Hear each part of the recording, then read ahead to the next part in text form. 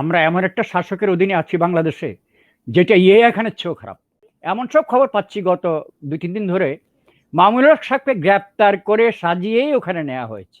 নাটক যখন শেষ, আপনি আবার এখন লকডাউনে চলে গেছেন। আপনি মাদ্রাসায় আগুন দেবেন, ট্রাইট, জাস্ট ট্রাইট হাসিনা। একটা সুখবর দিই আপনাকে, এখন প্রধানমন্ত্রীর পরিবারের দুর্নীতি, millions of dollars coming within next 2 weeks ইনশাআল্লাহ। ফেলানি হত্যাকারীদের কবল থেকে দেশকে বাঁচাতে চাইলে আজ আমাদেরকে আরেকটি যুদ্ধের শপথ নিতে হবে। এখন থেকেই আপনাদেরকে যুদ্ধের প্রস্তুতি নিতে হবে সাধারণ মানুষকে সঙ্গে। অনেকে বলে সেনাবাহিনী হুমকি দিচ্ছেন কেন? বাংলাদেশ সেনাবাহিনী কিচ্ছু নাই, বাংলাদেশ সেনাবাহিনী কি নাই, সবার হাতে একটা করে বন্দুক আছে। হাফ কি বলে আপনার, হোয়াট ইজ দ্যাট, হাফেজুল ইসলাম যদি লাঠি নিয়ে যুদ্ধ করতে পারে, তো সেনাবাহিনীর তো হাতে বন্দুক আছে, তার ট্রেনিং আছে যে বুকের মধ্যে একটা কামড়ে মারতে হবে। তো আপনি এত আন্ডার এস্টিমেট করেন সেনাবাহিনীকে। দর্শক শুভেচ্ছা নিন, আসসালামু আলাইকুম। আপনাদের সবাইকে স্বাগত জানাচ্ছি আমি কনক সারওয়ার আজকের আলোচনায়। দর্শক, আপনারা জানেন যে বাংলাদেশের পরিস্থিতি ভালো নয়, ক্রমশই উত্তপ্ত হয়ে উঠছে রাজনৈতিক পরিবেশ, ক্রমশই বিক্ষুব্ধ মানুষের মিছিল বাড়ছে রাজপথে। হেফাজতের আন্দোলন দমনের নামে 21 জনকে হত্যার পরপরই সরকার মাওলানা মামুনুল হককে ঘিরে যে নাটকটি করতে চেয়েছিল তার চরিত্র হননের, সে নাটকটি এখন সরকারের প্রতি বুমেরাং হয়ে দেখা দিয়েছে। সরকার যা বলতে চেয়েছিল, সরকার যা বলেছিল, যা বোঝাতে চেয়েছিল জনগণকে, জনগণ ঠিক তার উল্টোটাই বুঝেছে। পাশাপাশি লকডাউনের বিপক্ষে সাধারণ মানুষ এই সরকারের এই লকডাউনের ঘোষণাকে মনে করছে দমন নীতির অংশ হিসেবে, মনে করছে যে জনগণকে ঘরে ঢুকিয়ে সরকার তাদের মতো করে কোনো উদ্দেশ্য হাসিল করতে চায়। তো এই সব প্রসঙ্গ, আমাদের বর্তমান যে পরিস্থিতি, এই পরিস্থিতিতে আমাদের সেনাবাহিনীর অবস্থান, আমাদের প্রশাসনের অবস্থান, পাশাপাশি 26শে মার্চ স্বাধীনতার সুবর্ণ জয়ন্তীতে বিএনপি অ্যাক্টিং চেয়ারপারসন জনাব তারেক রহমান একটি বক্তব্য দিয়েছেন, সেই বক্তব্যটি নিয়ে আমরা আজকের অনুষ্ঠানে আলোচনা করব। আজকের এই সব বিষয় নিয়ে আলোচনা করতে আমার সঙ্গে যোগ দিচ্ছেন বাংলাদেশ সেনাবাহিনীর প্রথম ব্যাচের কর্মকর্তা, একজন লেখক, একজন সাংবাদিক, একজন কূটনৈতিক, ক্যাপ্টেন শহীদ ইসলাম। শহীদ ভাই, আপনাকে স্বাগত জানাচ্ছি আজকের আলোচনায়। আপনাকে ধন্যবাদ কনক, এবং দর্শকদের প্রতি আমার সালাম এবং শুভেচ্ছা। তো শহীদ ভাই, আপনি দেখছেন পরিস্থিতি যে 26শে মার্চের স্বাধীনতার সুবর্ণ জয়ন্তীকে কেন্দ্র করে প্রায় 21 জনকে হত্যা করা হয়েছে।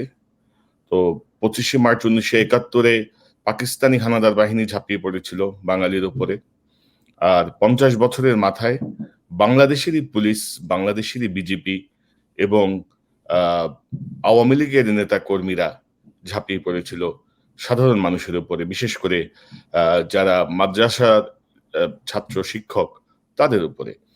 তো এই ঘটনাটি আপনি কিভাবে দেখেন? প্রথমে এটা দিয়ে আমরা একটু শুরু করতে চাই, একটু সংক্ষিপ্ত যদি আলোকপাত করেন আপনি।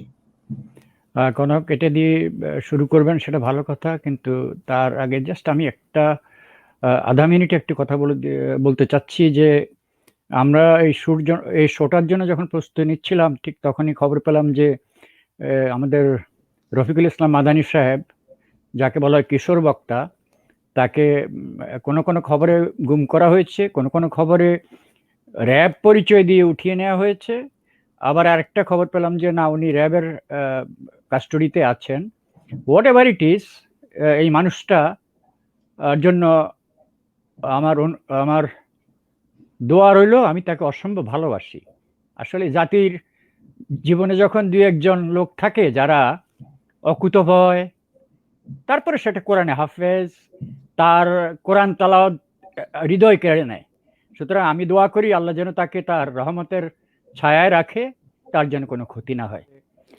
দেখুন, 26শে মার্চ মোদি সাহেব আসবেন, ওই দিন যে প্রতিবাদ হবে, এই জিনিসগুলো কিন্তু যারা প্রতিবাদ করেছে, বিশেষ করে নূরের সাথে যারা জড়িত, তারা, হেফাজতে ইসলাম, চরমনাই পীর সাহেব, মানে Islamist and leftist and student, এই কম্বিনেশনগুলা যারা সরকার বিরোধী অবস্থানে এখন আছে ময়দানে, তারা কিন্তু আগেই ঘোষণা দিয়েছে। দ্বিতীয় কথা হলো, প্রত্যেকটা আক্রমণ আমরা লাইভ, সৌভাগ্য যে আধুনিক টেকনোলজির বদৌলতে আমরা লাইভ দেখতে পেয়েছি। আমার কথা হলো, তারা ঘোষণা দিয়েছে ওই দিন আমরা প্রতিবাদ করব। বায়তুল মোকাররমে কিন্তু মসজিদের ভিতরে ঢুকে হিট করা হয়েছে। ছাত্রলীগকে আগে পাঠানো হয়েছে, আপনিও দেখিয়েছেন সেটা আপনার সাথে, আর আমরা তো অনেক ভিডিও আসছে এটা নিয়ে। পিছন দিয়ে তো সাঁড়াশি অভিযান, হাজার হাজার গুলি, রণাঙ্গনের মতো একটা অবস্থা সৃষ্টি করা হয়েছে। এটার প্রতিবাদে অন্যান্য জায়গাতে, হাটহাজারী বলেন, ব্রাহ্মণবাড়িয়া বলেন, এই যে তাণ্ডব। আমার কথা হচ্ছে, প্রথমত যাদের উপরে গুলি চালানো হলো তারা কি সশস্ত্র ছিল না নিরস্ত্র ছিল? দ্বিতীয়ত, এটাতে কি হঠাৎ করে তারা এই প্রতিবাদে নামলো নাকি এটা পূর্ব ঘোষিত ছিল? তৃতীয়ত যে প্রসঙ্গটা, সেটা হলো there is something called overkill. আপনি মব দমাতে যান অথবা রণাঙ্গনে যান অথবা টেরোরিজম ফাইট করেন, আপনি যদি এমন কোনো অস্ত্র ব্যবহার করেন যেটা শত্রুপক্ষের মধ্যে মারাত্মক ক্ষতি করে ফেলে, এটা কিন্তু জাস্টিফাইড না। Under laws of war even it's not justified. আপনি নির্বিচারে গুলি চালান কাদের উপর? যাদের হাতে কিচ্ছু নাই, নিরস্ত্র মানুষ। তারা আগেই বলেছে আমরা এই প্রতিবাদ করব। তারা বেরও হয় নাই বায়তুল মোকাররমে, তারা বেরও হয় নাই তখন, বের হওয়ার আগেই। এবং আপনি কি করলেন? আপনি ছাত্রলীগ, হুইজ ছাত্রলীগ, হুইজ যুবলীগ, আন্দোলন দমানোর জন্য ওরা কারা? এই মাফিয়া সন্ত্রাসী বাহিনী কেন ময়দানে? এটা একটা বিরাট প্রশ্ন। দেশের যে কোনো বিষয় টেক কেয়ার করার জন্য আইন শৃঙ্খলা বাহিনী আছে। এই ছাত্রলীগ, যুবলীগ, এইসব মাফিয়া বদমাস, এগুলা কোত্থেকে আসে, কেন ওদেরকে পাঠানো হয়, এর একটা জবাবদিহিতা করতে হবে। These are crime against humanity, these are war crimes. সুতরাং জাতি দেখেছে, ডকুমেন্ট আছে, সরকারকে এটার জন্য বিচারের সম্মুখীন হওয়ার জন্য সরকারকে প্রস্তুত থাকতে হবে। এটুকুই বলতে পারি কনক। আমরা তো আইনের বাইরে কথা বলতে পারি না, তাই না? আমরা কি করব এখন? একটা সরকার তার এভাবে বাহিনী যখন লেলিয়ে দেয়, আমাদের বিজয় দিবসটা, আমাদের স্বাধীনতা দিবসটা কি হয়ে গেল? ঠিক 25শে মার্চ, 26শে মার্চ 1971 সালে যা ঘটলো, এক্স্যাক্টলি পাকিস্তান বাহিনী কিন্তু এত জায়গায় হানা দেয় নাই। ওই দিন সারা বাংলাদেশে তাণ্ডব হয়েছে।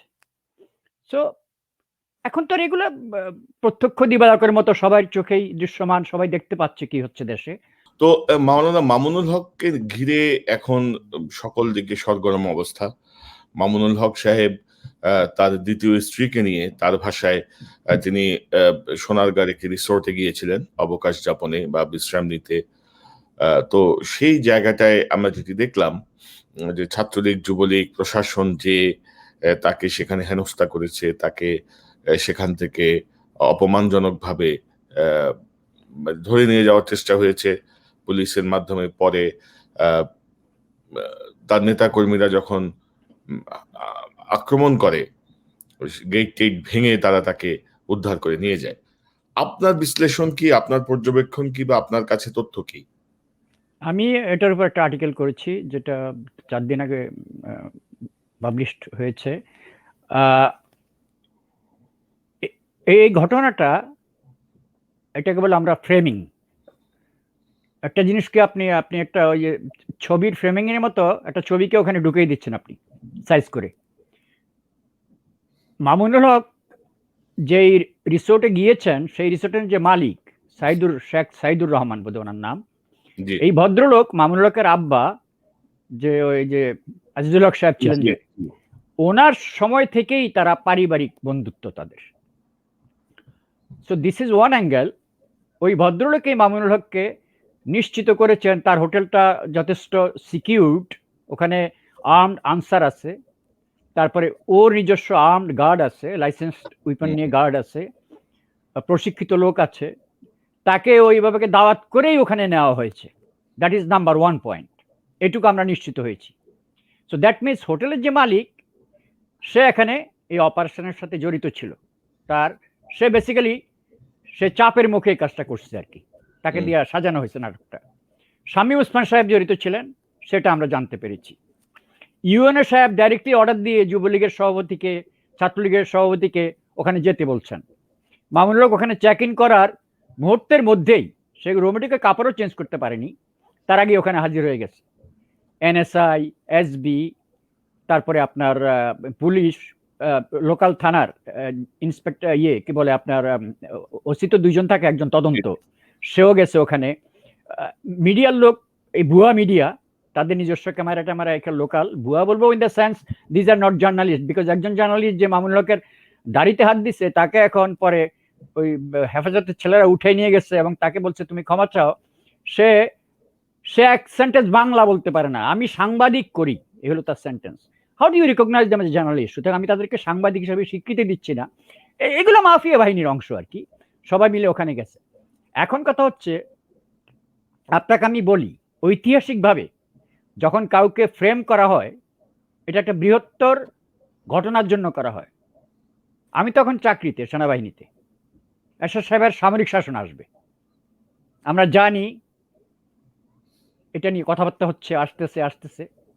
কাহিনীটা যেটা সাজানো হলো, তখন ইমদু নামে একজন কুখ্যাত সন্ত্রাসী ছিলেন, আর এনএসআই ডিজি ছিলেন হাকিম সাহেব। উনি পুলিশের একজন আইজিপি ছিলেন বোধহয়, ফর্মার আইজিপি, অথবা ইনকামবেন্ট পুলিশ থেকে আসছে আর কি। তো ওনাকে দিয়ে সাজানো হলো নাটকটা এভাবে, ইমদুকে যুবমন্ত্রী ছিলেন কাসেম সাহেব।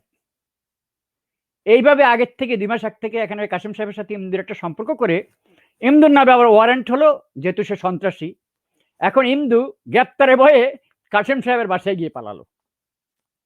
আর মার্শাল লাগার 2 দিন আগে তাকে, বা 2 দিন বা কয়েকদিন আগে তাকে ওখান থেকে গ্রেপ্তার করা হলো। এবং এরশাদ সাহেব মার্শালের পরে যে ভাষণটা দিলেন, সে ভাষণেও ঘোষণা দেওয়া হলো যে দেশের পরিস্থিতি এত খারাপ হয়েছে যে কুখ্যাত সন্ত্রাসী মন্ত্রীর বাসায় গিয়ে আশ্রয় নেয়।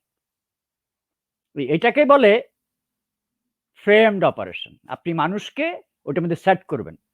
আরেকটু বলে রাখি, এই জঙ্গি ঘটনায় যতগুলো ঘটনা ঘটছে, প্রত্যেকটার প্রমাণ আছে বাবা। একটা মানুষকে যখন আপনি বাড়ি থেকে উঠিয়ে নেন, তার তো প্রতিবেশী আছে, আত্মীয় স্বজন আছে।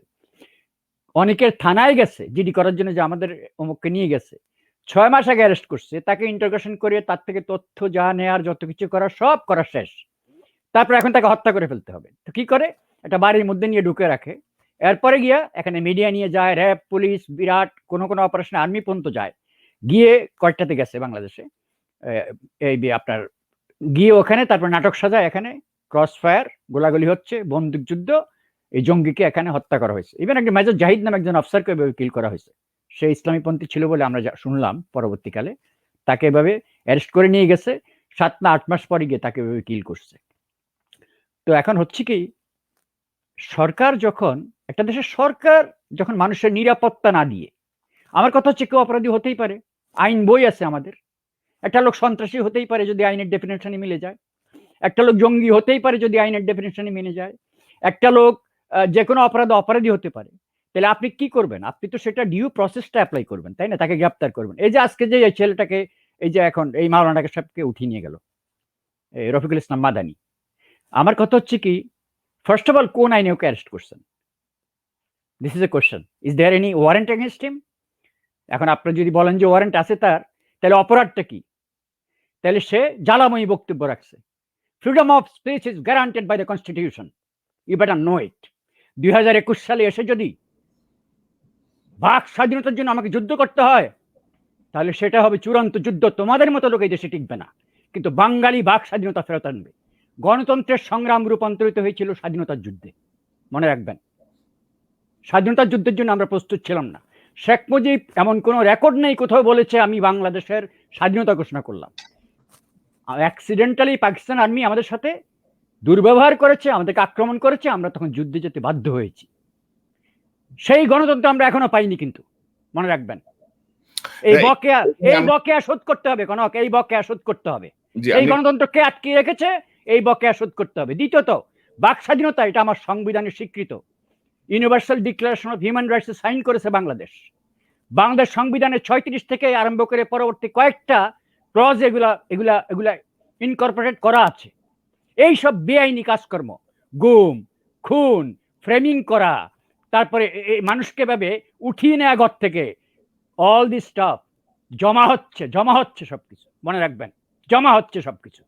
যে ক্যাপ্টেন শহীদ, আমি যেটি একটু অ্যাড করতে চাচ্ছি আপনার সাথে, যে ধরেন 1971 সালে আমাদের জনগণ যেই কারণে ফুঁসে উঠলো, যে কারণে যুদ্ধে ঝাঁপিয়ে পড়লো, তার প্রধানতম বিখ্যাত ছিল যে নির্বাচনে জয়ী হওয়ার পরে ক্ষমতা হস্তান্তর না করা। মানুষ যে ভোট দিয়েছে, জনগণের যে ম্যান্ডেট, সে ম্যান্ডেট অনুযায়ী পশ্চিম পাকিস্তানিরা ক্ষমতা হস্তান্তর করতে রাজি না হয় তো এই যুদ্ধ। তো এখন শেখ মুজিবুর রহমানের কন্যার অবস্থা দেখেন না, মানে এটা তো এক ফেলাসি। তো আপনি যেটি বলছিলেন যে এটা ফ্রেমিং এর কথা বলছিলেন মামুনুল হক সাহেবের ঘটনার বিষয়ে, আমি যদি সেটি যদি একটু শেষ করতেন। হ্যাঁ, আমি আসছি কনক। তার আগে যেহেতু আপনি মেনশন করলেন 71টা, আমি আপনাকে বলি, আমরা এমন একটা শাসকের অধীনে আছি বাংলাদেশে যেটা ইয়ে খানের চেয়েও খারাপ। কেন বলি? প্রথমত, 70-এর নির্বাচনটা যখন ইয়ে খান সাহেব দেয়, তিনি জানতেন যে পূর্ব পাকিস্তানে শেখ মুজিব সংখ্যাগরিষ্ঠতা নিয়ে জয়ী হবেন। আচ্ছা, তিনি যেহেতু এটা জানতেন, তিনি তো ইচ্ছা করলে ভোটটা রিগিং করতে পারতেন। সামরিক শাসন ছিল দেশে, এম আই রাইট? জি, অতটুকু ইথিক্স একটা স্বৈর শাসকের ছিল, একটা ভোট রিগিং করে নাই। ভোট রিগিং করলে তো শেখ মুজিব সবগুলো সিট পেয়ে যেত না, আওয়ামী লীগ সবগুলো সিট পেয়ে যেত না, তাই না? জি, তিনি এও জানতেন যদি মুজিব নির্বাচনে বিজয়ী হয় তাহলে একটা সমূহ সম্ভাবনা দাঁড় হবে যে পূর্ব পাকিস্তান স্বাধীন, মুজিবকে প্রধানমন্ত্রী বানাতেই হবে। আর যদি আমরা না বানাই, গড়িমসি করি, কারণ ভুট্টো ওখান থেকে চাল ছিল আর তারা চাচ্ছিল না কোনো বাঙালি প্রধানমন্ত্রী হোক, তাহলে এখানে একটা বিরাট এটা বিচ্ছিন্ন হয়ে যেতে পারে। যেহেতু 1000 মাইলের ব্যবধানে একটা প্রদেশ আমাদের, এটা বিচ্ছিন্ন হয়ে যেতে পারে। এতটুকু রিস্ক জেনে একটা সামরিক শাসক নির্বাচনে কারচুপি করে নাই, প্রপার নির্বাচন করেছে, শেখ মুজিব বিজয়ী হয়েছে, তারপরে তারা একটা ভুল করেছে, ক্র্যাকডাউন করছে। যেটা কথা বুঝছেন? এখন আমাকে বলেন, হাসিনার সাথে যদি তুলনা করেন যে 3টা নির্বাচন, সে 3টা, প্রথমটা বাদ দেন, দ্বিতীয় 14 এবং 18 কিভাবে করছে সে, বাঙালি জাতির কাছে প্রশ্ন, আওয়ামী লীগের কাছে আমার প্রশ্ন, কি নির্বাচন উপহার দিয়েছেন জাতিকে আপনারা? এখানের চেয়ে কত গুণ খারাপ আপনারা। সুতরাং এখানের যে পরিণতি হয়েছে, আপনাদের পরিণতি পাকিস্তান সেনাবাহিনীর গলায় জুতো দেওয়া হয়েছিল 16 ডিসেম্বরের পরে, রিমেম্বার? আমি তখন প্রাপ্তবয়স্ক, আমরা কলেজ স্টুডেন্ট, তখন গলায় জুতা পরিয়ে তখন হাঁটানো হয়েছিল যারা যারা সারেন্ডার করছিল। আপনাদের গলায় জুতোর মালা ইজ নট এনাফ। তো যাই হোক, তো যে কথা আপনি যে প্রশ্নতে আপনি নিচ্ছেন মামুনুল হকের ব্যাপার, মামুনুল হকের ব্যাপারটা কনক, আমি এখন যেটা আমি তদন্ত করছি, যে প্রথমত মামুনুল হক কি একটা চাপের মধ্যে যে আছে এটা আপনি বুঝবেন। লাইভ ভিডিওতে আমরা দেখলাম হোটেলের ভিতর, এখানে যে পুলিশ এনএসআই লোকগুলা কিন্তু তাকে যা তা ভাষায় ব্যবহার করছে, এগুলো আমরা দেখলাম। এগুলো কিন্তু সাংবাদিক না যে, এবং এগুলা যে ছাত্রলীগ যুবলীগ না, ছাত্রলীগ যুবলীগ সাথে খারাপ ব্যবহার করছে, কিন্তু পুলিশ এবং আপনার এনএসআই যে ব্যবহারটা, অথরিটেটিভ বিহেভিয়ার যেটা আর কি, যে আমি আমি আমি তো সরকারের লোক, তার ব্যবহারটা দেখলাম। কিন্তু পরবর্তীকালে মামুনুল হক বের হওয়ার পরে তিনি বক্তব্য রাখলেন কি, যে আমার সাথে পুলিশ ভালো ব্যবহার করছে, শুধু ছাত্রলীগ আর যুবলীগ খারাপ ব্যবহার করছে। আপনি চাপটা তার উপর কি চিন্তা করেন আপনি? এখন আমরা যেটা সাংবাদিকতায় বলি স্কুপ, অনুমান নির্ভর অথবা তথ্যটা যাচাই বাছাই করা যাচ্ছে না, এমন সব খবর পাচ্ছি গত 2-3 দিন ধরে। মামুনুল হক সাহেবকে গ্রেপ্তার করে সাজিয়েই ওখানে নেওয়া হয়েছে। আচ্ছা, তা না হলে কনক, উনি হোটেলে ঢুকার মুহূর্তের মধ্যে এতগুলো লোক কি করে হাজির হয়, যার মধ্যে ইউএনও সাহেবও আছেন, যার মধ্যে ওসি সাহেবও আছেন একজন, যার মধ্যে এনএসআই আছে, যার মধ্যে এসবি আছে, যুবলীগের সভাপতি আছে, ছাত্রলীগের সভাপতি আছে, you name it, entire apparatus of the government including politicians. এই ড্রামা আয়োজন করতে কতটুকু সময় লাগে? আবার ড্রামার পরে আবার ড্রামার দ্বিতীয় অঙ্ক ওখানে স্টেজ করা হলো, মামুনুল হকের নাম স্ত্রী, আরেক স্ত্রীকে দাঁড় করিয়ে তার ইন্টারভিউ নেওয়া হলো ওখানে। সে বললো তার বাড়ি ফরিদপুর, কোথায়, যেসব জিনিস। আরেক স্ত্রী না, ওটা ভুয়া একজনকে স্ত্রী বানানো হলো। ওই তো বললাম সেগুলো এখন এক্সপোজ হয়ে গেছে না, সে কিন্তু ওই হোটেলে ছিল না, কিন্তু অন্য এগুলো তো রেডি করা ছিল, একদম রেডি ছিল, সব সে রেডি করা ছিল। কিন্তু আমার কথা হচ্ছে কি, যে হাসিনা, একটা কথা বলি কনক, এখন আমি আবার একটু ধর্মীয় ব্যাখ্যায় চলে যাব। জি, পাপ যখন আপনাকে সব দিকে ঘিরে ফেলে, আপনি এখন যা করবেন সব ব্যক্ত হবে। Everything will backfire. নূরকে নূরকে যে কিডন্যাপ করতে গেল গত সপ্তাহে, জি, ওটা কি সাকসেসফুল হয়েছে? অবশ্যই না। নূর কি বলে দিচ্ছে লাইভে? যে আমাকে বাংলাদেশের একজন গোয়েন্দার অফিসার জানিয়ে দিয়েছে, নূর ভারতের থেকে চাপ আসছে আমাদের উপর তোমাকে কিডন্যাপ করার জন্য, ভাই তুমি সাবধানে থাকো। সেই ঘটনা ঘটাতে গেছে, ইট ব্যাকফায়ার্ড। মামুনুল হকের সাথে ঘটনা করতে গেছে, নাও ইট হ্যাজ এক্সপ্লোডেড, বিস্ফোরিত হয়ে গেছে। কি ঘটনা মানুষ জেনে গেছে এখন। I don't want to say Mamunul Haque ভালো খারাপ, কিন্তু আমি যতটুকু জানি এই সময়ে যেই লোকটার ইশারায় বাংলাদেশে একটা বিপ্লব ঘটে যেতে পারে, এত উচ্চমানের একজন লোক, যার নির্দেশে লক্ষ লক্ষ লোক নাচতে নামে, তিনি তার দ্বিতীয় বউ হোক আর প্রথম বউ হোক, এমন একজন স্ত্রী নিয়ে এমন একটা বিলাসবহুল হোটেলে হলিডে করতে যাবেন, এই ঘটনাটাই আমার কাছে বোধগম্য না। এইটাই আমার কাছে বোধগম্য নয়। প্রথম অংশ আমি যেটা পেয়ে গেছি, চেন অফ কমান্ড আমি বের করে ফেলছি। ফার্স্ট অফ অল এটাতে র জড়িত, ওকে। সেকেন্ড অফ অল প্রধানমন্ত্রী শেখ হাসিনা জড়িত। এই দায়িত্বটা লোকালি কোঅর্ডিনেট করার জন্য, যেহেতু ওই হোটেলটা, সোনাগা হোটেলটা, এটা যেহেতু এমপি শামীম ওসমানের এই আছে, সেহেতু নারায়ণগঞ্জের নেতা, যেহেতু এই এমপি সাহেবের নির্দেশে ইউএনও সাহেব কাজ করছে। এখন ইউএনও এসিল্যান্ড, ইউএনওরা usually most of them are senior assistant secretary. তার মানে হলো প্রথমে অ্যাসিস্ট্যান্ট সেক্রেটারি, সেকেন্ড ধাপটা হলো সিনিয়র অ্যাসিস্ট্যান্ট সেক্রেটারি। তারা একটা প্রমোশন পেয়েছে, তাদের চাকরির মেয়াদ এগুলো সব এই সরকারের আমলের রিক্রুট। এই এখন যারা ইউএনও, এরা 2009 সাল 10 সালের রিক্রুট, কথা বলছেন। আচ্ছা, এখন কথা হলো কি, আপনি দেখেন এই চেইন অফ কমান্ড, ইউএনও সাহেব, এসিল্যান্ড সাহেব, এবং আপনি দেখেন এমপি সাহেব ইউএনও সাহেবকে টাস্কিং করছে। ইউএনও সাহেব এখানে লোকালি ওই যে ছাত্রলীগ যুবলীগকে কোঅর্ডিনেট করছে। ওসি সাহেব আবার ইউএনএর আন্ডারে, মানে ইউজুয়ালি ইউএনএর কথা শুনে, এটা under the chain of command locally, তা নাহলে তো প্রশাসন চালানো যাবে না। ওসি সাহেব ওখানে গিয়ে হাজির হয়ে গেছে। এভরিথিং ড্রামাটাকে এইভাবে সাজানো হয়েছে। বাট কথা হচ্ছে কি, ড্রামাটা যে এইভাবে সাজালেন, ফার্স্ট অফ অল যার বিরুদ্ধে ড্রামাটা সাজালেন সে কে? দ্বিতীয়ত, এই টেকনোলজির যুগে এটার ম্যানিফেস্টেশনটা কিভাবে হবে, জিনিসটা কিভাবে ব্লো অফ হবে, কিভাবে এটা সামাল দেবেন? তৃতীয়ত কথা হলো, প্রত্যেকটা জিনিসের তো মানে পুঙ্খানুপুঙ্খরূপে বিশ্লেষণ করতে হয় যে আমি এই কাজটা করলে এটার পরিণতি কি হবে, আমি হজম করতে পারবো কিনা। আচ্ছা, আমার এখন যদি প্রশ্ন করি যে পৃথিবীর ইতিহাসে এই প্রথম একজন আসামিকে জনতা মানে ছুটে নিয়ে চলে গেছে, আপনি মামুনুল হককে 1 ঘন্টা রাখতে পারেন নাই। আপনার লজ্জা করে না প্রধানমন্ত্রী শেখ হাসিনা? তোমার লজ্জা করে না? 1 সপ্তাহে you failed in 2 operation in Bangladesh. Puts your hand out, this Bengali nation is too smart to play about. তো কনক, আমার কথা হচ্ছে কি, আপনি এখানে আগুন নিয়ে খেলছেন। এইসব ব্যবহার মানুষ কখন করে জানেন? রাষ্ট্রবিজ্ঞানের ভাষায়, যখন আপনার পিঠটা দেয়ালের এমন একটা কর্নারে চলে যায় যে সামনে এগোতে পারছেন না, বন্দুক নিয়ে একজন দাঁড়িয়ে আছে, পিছনে ওয়াল, তখন আপনি এই ধরনের ব্যবহার করেন। এই যে ঘটনাগুলো এখন করছে যা, এগুলো হলো ডেসপারেশন। মামুনুল হককে নিয়ে শেখ হাসিনার একটি বক্তব্য শুনি, আপনি নিশ্চয়ই ইতিমধ্যে শুনেছেন, তারপরে অল্প একটু আমি শোনাতে চাই আলোচনার সুবিধার্থে। এরা একদিকে ইসলামের নাম, ধর্মের নাম, এত কিছু পবিত্রতার নাম, এত কিছু বলে যত অপবিত্র কাজ করে আজকে ধরা পড়ে সোনারগাঁয়ে একটা রিসোর্টে। যারা ইসলাম ধর্মে বিশ্বাস করে এরকম মিথ্যা কথা তা বলতে পারে, অসত্য কথা বলতে পারে? তা তো বলতে পারে না। তাহলে এরা কি ধর্ম পালন করে, মানুষকে কি ধর্ম শিখাবে? এবং ইন্টারেস্টিং হচ্ছে যে প্রধানমন্ত্রীর শেখ হাসিনার এই বক্তব্য সাধারণ মানুষ কিন্তু গ্রহণ করে নাই।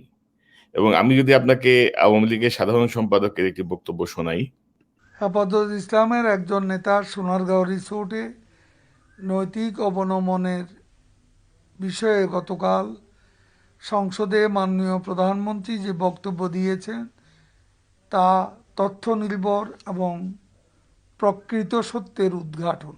প্রধানমন্ত্রী খোঁজখবর নিয়েই বক্তব্য রেখেছেন।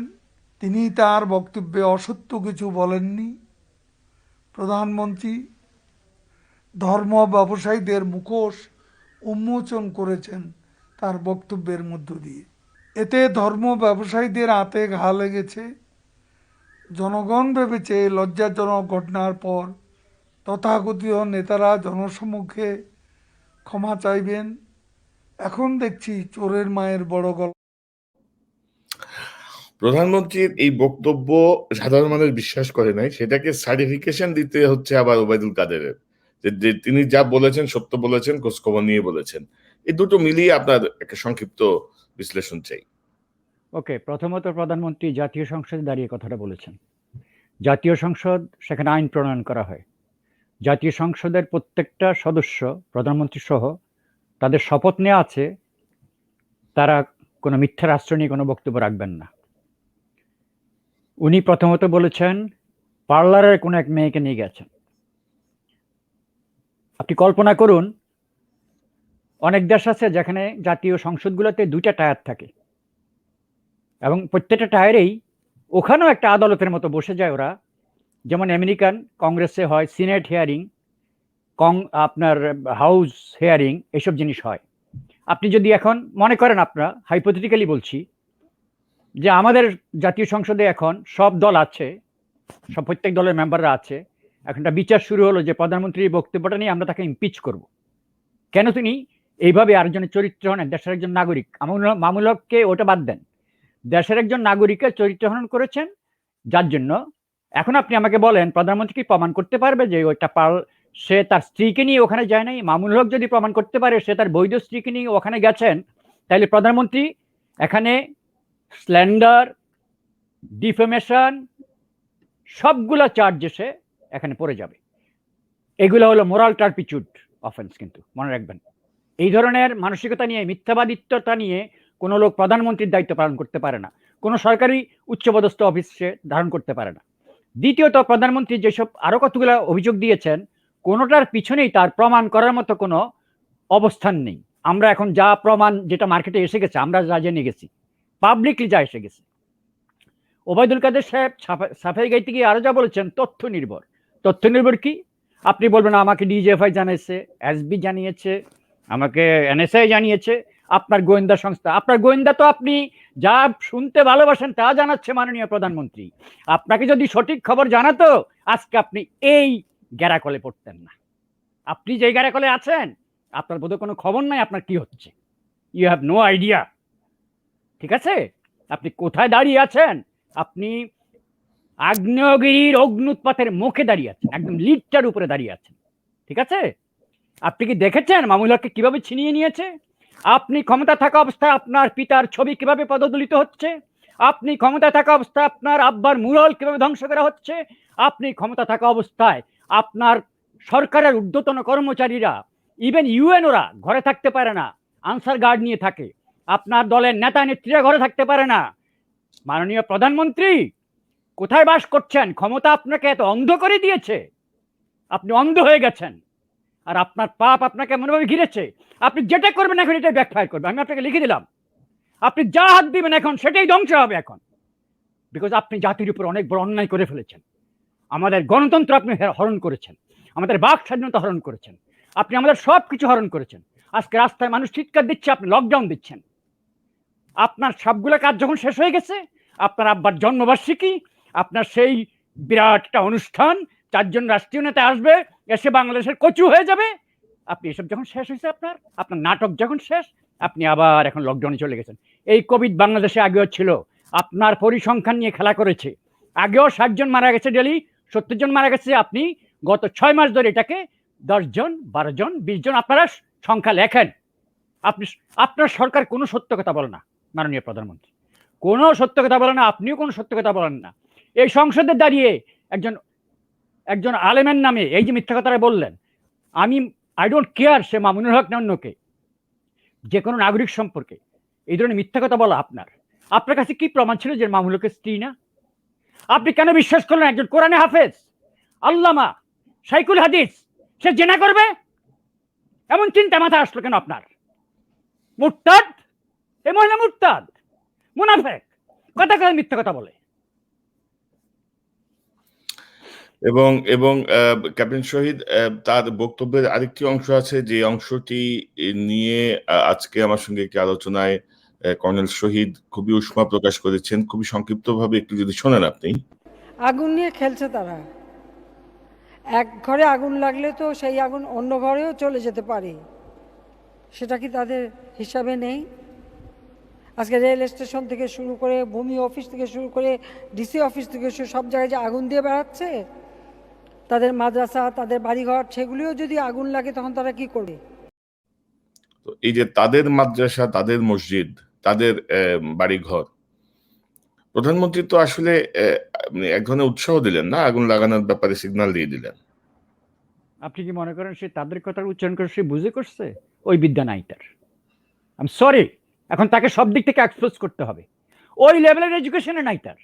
তাদের বলতে যে এখানে উই অ্যান্ড দে দুইটা ডিভিশন হয়ে যাচ্ছে, এটা কিন্তু সে বুঝে নাই। এই কওমি মাদ্রাসা কিন্তু টাকা পয়সা সেই দিচ্ছে এখন, মসজিদগুলো সেই ঠিক করতেছে এখন, এগুলো তারই সম্পদ। বেসিক্যালি এটা রাষ্ট্রের সম্পদ, এম আই রাইট? এভরিথিং জনগণ বানালেও সেটা রাষ্ট্রের সম্পদ।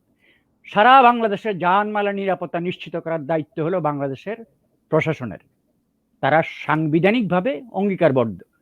উনি যে কথাগুলো বললো, আর 2 নম্বর হলো, আমি এখন সেকেন্ড ফেজ অফ দিস অ্যাসারশনে আমি যাচ্ছি। আপনি মাদ্রাসায় আগুন দেবেন, try it, just try it. Hasina, not only you, রকে বলেন ট্রাই করতে, ইন্ডিয়ান আর্মিকে বলেন এসে ট্রাই করতে মাদ্রাসা আগুন দেয়া। Don't under estimate this Bengali nation.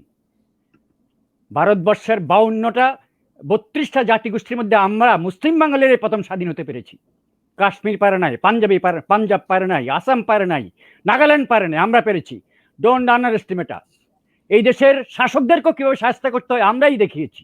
যুদ্ধের পর থেকে 50 বছরে একটাকে আমরা রেহাই দেই নাই। আপনি কি করে ভাবলেন আপনি চলে যাবেন এখান থেকে আনএসকেপ, মানে freely you will be just getting out of the hook? এটা কোন দেশ আপনি চিন্তা করছেন? পাবলিক মুখে মুখে বলে এটা অলি আল্লাহর দেশ, এটা অলি আল্লাহর দেশ, ঠিক আছে? এই অভুক্ত মানুষের সাথে আল্লাহ থাকে। এই দেশে মানুষ না খায় মরে, আরে আপনি আমরা স্লোগান দিয়ে বেড়ান। আপনি এখন তো কোনো ভিক্ষুকও খুঁজে পাওয়া যায় না। যেমন ধরুন লকডাউনে যে কথাটি বলা হচ্ছে যে অফিস খোলা, কলকারখানা খোলা, যানবাহন বন্ধ, বইমেলা খোলা, স্কুল কলেজ বন্ধ, সেটা আর বন্ধ, গত 1 বছর ধরেই বন্ধ। তো এবং ধরুন এই যে লকডাউন বা সব যে বন্ধ করে দেওয়া হচ্ছে, গরিব মানুষের কোথায় খাবে, কি ব্যবস্থা, তার কোনো বিকল্প ব্যবস্থা নাই, তার ব্যাপারে কোনো ঘোষণা নাই, লকডাউন। এবং আজকেই 6 এপ্রিল তারা একটি প্রজ্ঞাপন দিয়েছে যে মাদ্রাসার ছাত্র শিক্ষকদেরকে থাকতে পারবে না কেউ লকডাউনের নামে। অথচ আপনি দেখুন যে মাদ্রাসায় তো অপেক্ষাকৃত গরিব যারা পড়াশোনা করে তারা কিন্তু অপেক্ষাকৃত দরিদ্র জনগোষ্ঠী থেকে আসা, এবং মাদ্রাসা কিন্তু তাদের জন্য থাকা খাওয়ার একটা ভালো জায়গা। কিন্তু তো তারা এখন বাড়িতে যাবে কোথায়? এবং একজন আমাকে বলল, একটা উচ্চপদস্থ সোর্স বলল যে তাদের তালিকা করা হয়েছে, মাদ্রাসা থেকে ধরে নিতে পারবে না, অ্যারেস্ট করতে পারবে না, গুম করতে পারবে না, তারা এখন যার যার বাড়িতে গেলেই তারা এক্সিকিউট করবে। তো একটু সংক্ষেপে জানতে চাই, পরে আমরা অন্য প্রসঙ্গে যাব। কি মনে করেন এই যে প্রজ্ঞাপন বা এই যে লকডাউন, এই অবস্থা, মানে মানুষের প্রতি ন্যূনতম মমত্ববোধ আমরা কিন্তু দেখছি না এই সরকারের। ওকে, কওমি মাদ্রাসা সম্পর্কে যাদের জ্ঞান আছে তাদেরকে তারা জানেন। বাকিদের জন্য বলছি, এসব মাদ্রাসায় অধিকাংশ বাচ্চারা এখানে কোরআন হাফিজ, হয়তো অধিকাংশ মাদ্রাসাগুলোতে কোরআন হাফিজ শেখানো হয় আগে। তো কোরআন হাফিজ করানো হয় যখন, এই বাচ্চাগুলো অনেকেই আছে এতিম বাচ্চারা ইনভেরিয়েবলি ওখানে যায়। এতিমের ডেফিনেশন বাংলাদেশে আনলাইক আদার কান্ট্রিজ, শুধু আব্বা না থাকা এটাকে এতিম বলা হয়, আম্মা মরলে কিন্তু এতিম বলে না বাংলাদেশে। তো সুতরাং পিতৃহীন সন্তানেরা ওখানে যায়, ওখানে থাকা খাওয়া সব কিছুর ব্যবস্থা আছে। এটা একটা কাইন্ড অফ, আমরা যদি যেটাকে আমরা ইংলিশে বলি বোর্ডিং স্কুল, এই বোর্ডিং স্কুলের মতো। আপনি যে হঠাৎ করে বলবো মাদ্রাসা বন্ধ, এই বাচ্চাগুলো খাবে কোথায়, যাবে কোথায়? ওদের তো ঘরও নাই, বললাম তো ওরা এতিম সন্তান। তো আপনি হঠাৎ করে মাদ্রাসা বন্ধ করে দিলেন। এতিমখানাকে এক্সাম করা হয়েছে, এতিমখানা ব্যতীত বলা হয়েছে। এতিমখানা তো নাম নাই রে ভাই। জি, কওমি মাদ্রাসা আপনার বাড়ির সামনে যেটা আছে কওমি মাদ্রাসা, কওমি মাদ্রাসা কিন্তু এখনো প্রত্যেক 2-3টা গ্রামের মধ্যে একটা আছে, অত বড় গ্রাম হলে ওই এক গ্রামে 2টা থাকে। এগুলো তো পাবলিকের চাঁদায় চলে। ওই যে ছুরি ধরছে দেখেন না, ওরা তো গরু কোরবানির চাঁদা, তারপরে আপনার জাকাত ফিতরা এগুলো নিয়ে চলে ওরা। এখন ওই শফি সাহেবের আন্দোলনের পরে সরকার কিছুটা অনুদান তাদেরকে দিয়েছে, একটা আর্থিক অনুদান। এটা এই গভর্নমেন্ট, শেখ হাসিনা গভর্নমেন্টে দিয়েছে ওদেরকে, ডিল করার পরে। ওই হেফাজতের সাথে ডিল, ওই হেফাজতের সাথে ডিল করেই তো 2013 সাল থেকে 2021 পর্যন্ত আসলো। তা না হলে তো ওই দিনেই শেষ হয়ে গেছিল, খেলা তো ওখানেই শেষ হয়ে গেছিল। তো ওদেরকে তো সারাশি অভিযান করলো বিডিআর দিয়ে। আমাদের যে বর্তমান সেনাপ্রধান, তিনি তো ওদেরকে পাকিস্তান আর্মি যে ঘটনা করে নাই তার চেয়ে আরো বেশি নির্দয়ভাবে ওদেরকে হত্যা করা হয়েছে। হত্যা করে গ্যাস অফ করে দিয়ে, ইলেকট্রিসিটি অফ করে দিয়ে, সবকিছু অফ করে দিয়ে, 3 দিক বন্ধ করে শুধু যাত্রাবাড়ির দিকটা খোলা রেখে তাদেরকে মানে যেভাবে যে অবস্থা করা হয়েছে ওখানে, তারপর প্রত্যেক বাড়িতে গিয়ে যেখানে যেখানে লাশ পড়ছে সেখানে বলা হয়েছে একটা শব্দ যদি করো, একটা যাদের যারা যারা মারা গেছে ওখানে কেউ একটা শব্দ করেনি। তারপরে অধিকাংশই তো এতিম, তাদের তো আর পরিবার নাই। তো দেখা গেছে যে প্রত্যেকটা মাদ্রাসায় ডিক্লারেশন, মানে হুঁশিয়ারি ছিল যে কেউ বলতে পারবে না যে আমাদের এতজন মিসিং আছে বা এতজন নাই।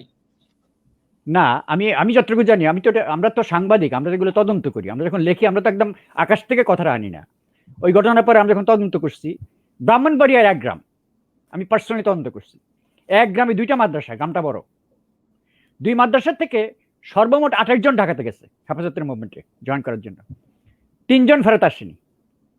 এই 3 জনের বাড়িতে এসবির লোকেরা গেছে, গিয়ে ওখানে ক্লিয়ারলি বলে আসছে যে এইটা নিয়ে সামান্যতম বাড়াবাড়ি করা যাবে না। এখন যদি আপনি এটাকে স্পেসিমেন নিয়ে যদি সারা বাংলাদেশটাকে সার্ভে করেন, এত লক্ষ লক্ষ লোক ওখানে আসছে। নিউ ইয়র্ক টাইমস কভার পেজে হেডলাইন করছে দি হোয়াইট সিটি। এরিয়াল ভিউতে যখন ছবিটা তোলা হয়েছে, সাদা পায়জামা পাঞ্জাবি পরা, ইট ওয়াজ অ্যান অ্যামেজিং স্পেকটাকেল। তো বলা হয়েছে একজনও মারা যায় নাই, কোথাও সবকিছু হজম করে। মানে কথা হচ্ছে কি, মানুষের জুচ্ছুরির মিথ্যাবাদিত্বতার একটা সীমা থাকে। এই সরকারের এটার কোনো সীমা রেখা নাই, কিন্তু মনে রাখবেন। এবং তাদের মিথ্যাচারের কোনো শেষ নাই। একটা টক শো দেখবেন আপনি, বসছেন যে এখন 18 সালের নির্বাচনটা কিভাবে খারাপ হয়েছে বা ভালো হয়েছে এটা নিয়ে আলোচনা হবে। বিদগ্ধ 4 জন লোক আসছে। আওয়ামী লীগকে যিনি প্রতিনিধিত্ব করছেন, যখন দেখলেন যে এখানে তর্কে যুক্তিতে তথ্য প্রমাণ হেরে যাচ্ছেন, 5 মিনিটের মধ্যে উনি চলে যান 15 আগস্টে, তারপরে চলে যান উনি 24 আগস্টে গ্রেনেড হামলা। ওখানে গিয়ে একটা হজবরল করে একটা ম্যাসাকার করে আসেন। মানে পুরা রাষ্ট্রটাই চলতেছে একটা একটা ধূম্রতার মধ্যে। ভাই, এগুলো একটা অসহ্য ব্যাপার। সে তো আমাদেরকে একদম ডেসপারেট বানিয়ে ফেলছে। আমি এভাবে কথা বলি কেন টিভিতে এসে? আপনি বলেন আমার বয়স কত এখন? আমি এরশাদের বিরুদ্ধে ফাইট করছি যখন, তখন বয়স ছিল 26। এখন আমার বয়স কত? 62। Why I'm talking like this? Am I immature? No, I'm burning inside. আমি একদিন কোরআন শপথ করেছিলাম এই দেশটাকে রক্ষা করার জন্য। শেখ হাসিনা আমাকে চ্যালেঞ্জ করলে করুক, আমি কোরআন শপথ করেছিলাম দেশটাকে রক্ষা করার জন্য। আমার সেই শপথের আঘাতটা বারবার আমার হৃদয়ে এসে অনুরণন ঘটায়। আমাকে ঘুমাতে দেয় না, আমাকে বসতে দেয় না। এইভাবে এই দেশ দেখার জন্য কি আমরা বেঁচেছিলাম? এই দেশ দেখার জন্য কি আমরা সংগ্রাম করেছি? কি হচ্ছে এখানে? তো কোরআন শপথ তো শুধু আপনি নেন নাই, কোরআন শপথ তো সেনাবাহিনী সবাই নিছে, তাই না? তো আপনার মধ্যে এখনো অগ্নুৎপাত ঘটছে, আপনি এখনো কষ্ট পাচ্ছেন। সাবেক সেনা কর্মকর্তা আপনি, প্রথম ব্যাচের সেনা কর্মকর্তা। তো আমাদের রানিং অফিসারদের অবস্থা কি? তাদের চোখের সামনে এগুলা তারা দেখে না? এই যে দেশ যে ধ্বংস হয়ে যাচ্ছে, এই সংবিধান রক্ষার যে শপথ, সেই শপথ কোথায়? এবং আপনি যদি দেখেন, আপনি নিশ্চয়ই হেফাজতের হরতালে একটি ফুটেজ দেখেছেন না, যে সেনাবাহিনীর একটি গাড়ি সহ সেনাবাহিনীর একটি অ্যাম্বুলেন্স মানুষ অ্যালাউ করে নাই, যেতে দেয়নি। এটি কিন্তু ধরেন আজ থেকে 7-8 বছর বা 10 বছর আগেও কিন্তু এক ধরনের সম্মান ছিল, সেই সম্মানের জায়গাটা নষ্ট হয়ে গেছে। মা কানা ইউরিদুল ইজ্জাতি ফালিল্লাহিল ইজ্জাতুজ জামিয়ান। সম্মানটা উপর থেকে আসে, সম্মান অর্জন করতে হয়, ঠিক আছে? যে অবস্থায় সেনাবাহিনী দাঁড়িয়েছে, যে দেশের সেনা প্রধান সম্পর্কে জাতীয় এবং আন্তর্জাতিকভাবে কুৎসিত জিনিসপত্র লেখা হচ্ছে, তারপর সে নিজের থেকেও বিদায় হচ্ছে না, আর তার যে বস সেও বিদায় করছে না। What N access! সেনাবাহিনী নিয়ে কি এটা খেলা যায় নাকি? এটা কি আপনার কোনো রাজনৈতিক এমপি বা মন্ত্রী, স্বাস্থ্যমন্ত্রী, যে কোভিড মিসফায়ার হয়ে গেছে, কোভিড কন্ট্রোল করতে পারি না, এত দুর্নীতি হয়েছে, আমি তারপরেও পদত্যাগ করবো না? বা এটা সেনাপ্রধান, এটা একটা এখানে লিডারশিপ দেওয়া হয় থ্রু মোরাল অথরিটি। আপনি পান থেকে চুন খসলে এখানে আপনি কমান্ড থেকে সরে যান। এই প্রধানমন্ত্রী সরায়, যখন তাকে গিয়ে বলা হয় ম্যাডাম ওটাকে জেনারেল বানানো যাবে না, ওর এইটুকু দোষ আছে। কি দোষ আছে? ও বোধহয় ওর শালির সাথে ফষ্টি করে একটা রিপোর্ট আসছে, বাস, ইউ আর গন। একটা ক্যারিয়ার অফিসার আপনি শেষ করে দিচ্ছেন। তো এখন হচ্ছে কি, এখানে যে সেনাপ্রধান সম্পর্কে এত কিছু বলা হলো, আপনি কোনটা অস্বীকার করবেন? আপনি আল জাজিরা বাংলাদেশের বিরুদ্ধে করে আপনার ৭১ টিভি থেকে আরম্ভ করে সবাই চিৎকার দিলেন। আল জাজিরা কি বলেছে সেটা কিন্তু বাংলাদেশে কোথাও লেখা হচ্ছে না। খেয়াল করছেন? এবং আপনার মনে করেন অস্ট্রিচ পাখির মতো সেই মরুভূমির ভিতরে আমি মুখটা লুকিয়ে থাকবে, আমাকে কেউ দেখে না, এটা তারা মনে করে। হ্যাঁ, আপনি বাংলাদেশে লেখেন না বলে কি বাংলাদেশে কোনো রিক্সাওয়ালা আছে যে জানে না আল জাজিরা কি প্রকাশ করছে? আর একটা সুখবর দিই আপনাকে, এখন প্রধানমন্ত্রীর পরিবারের দুর্নীতি, millions of dollars coming within next 2 weeks, inshallah. Within next 2 weeks. Investigation is over. Story ready হচ্ছে, আন্তর্জাতিক মিডিয়াতে আসবে। ওয়েট করেন, রমজানের মাঝামাঝি এসে যাবে ইনশাল্লাহ। ওকে, কোনো দিক দিয়ে she can't escape, I am telling you. কি পরিমাণ টাকা যে তারা, সবাই বলে অমুকে কারাপশন করে, অমুকে করে, ওনার পরিবার যা করছে, দিজ আর কামিং নাও। জয়ের একার personal net worth is defined by asset minus liability, $968 billion. ও বাবা। His company is registered in New York Stock Exchange. আপনার দেশের কোন কোন কোম্পানি আপনাদের স্টক এক্সচেঞ্জে রেজিস্টার্ড করা আছে বাংলাদেশে? যে কোম্পানিগুলোর এনাফ অ্যাসেট আছে এবং পাবলিক কনফিডেন্টলি তার শেয়ার কিনবে, am I right? He has got more than one companies, multiple companies যেগুলো নিউ ইয়র্ক স্টক এক্সচেঞ্জে ওরা রেজিস্টার্ড। সে এক কোম্পানি এখানে খোলে, এটা বন্ধ করে আরেকটাতে যায়, মানে কি বলবেন আর আপনি? তার মেয়ের কাহিনী তো এখন তো এই যে স্টোরির কথা বলছি যে আন্তর্জাতিক মিডিয়াতে আসছে, তার মেয়ের তো বিরাট স্টোরি আসতেছে। মেয়ের জামাই দুবাইতে বসে ওখানে কি স্ক্যান্ডাল করছে এতদিন আমরা শুনছি, আমরা এটা পাবলিশ করি নাই। কেন করি নাই কনক? আমাদের কাছে এনাফ এভিডেন্স নাই। কোথাকার কোন লোকাল পত্রিকা কি একটা স্টোরি করলো, আমরা এটা করি নাই। ওর মেয়ের জামাই কেন জেলে গেছে, কি হয়েছে, সব আসতেছে তো এখন। টাকা কোন অ্যাকাউন্ট থেকে কোন অ্যাকাউন্টে নিচ্ছে, কত টাকা নিচ্ছে, ঢাকার থেকে টাকা কিভাবে বের করছে, and thing is coming now. Investigation is over, I'm telling you. This story is under editing now. Editing এ হচ্ছে এই স্টোরিটা এখন। দুবাইতে কত টাকা ধরা পড়ছে? আমি এ ব্যাপারে কোনো মুখ খুলতে চাই না এখন, সরি। আচ্ছা আসুক রিপোর্ট, স্টোরিটা আসুক, নিশ্চয়ই সবাই দেখবে, আমরাও দেখবো। তো ক্যাপ্টেন শহীদ, আমি যদি একটু আবার আমাদের 26শে মার্চের প্রসঙ্গে যাই।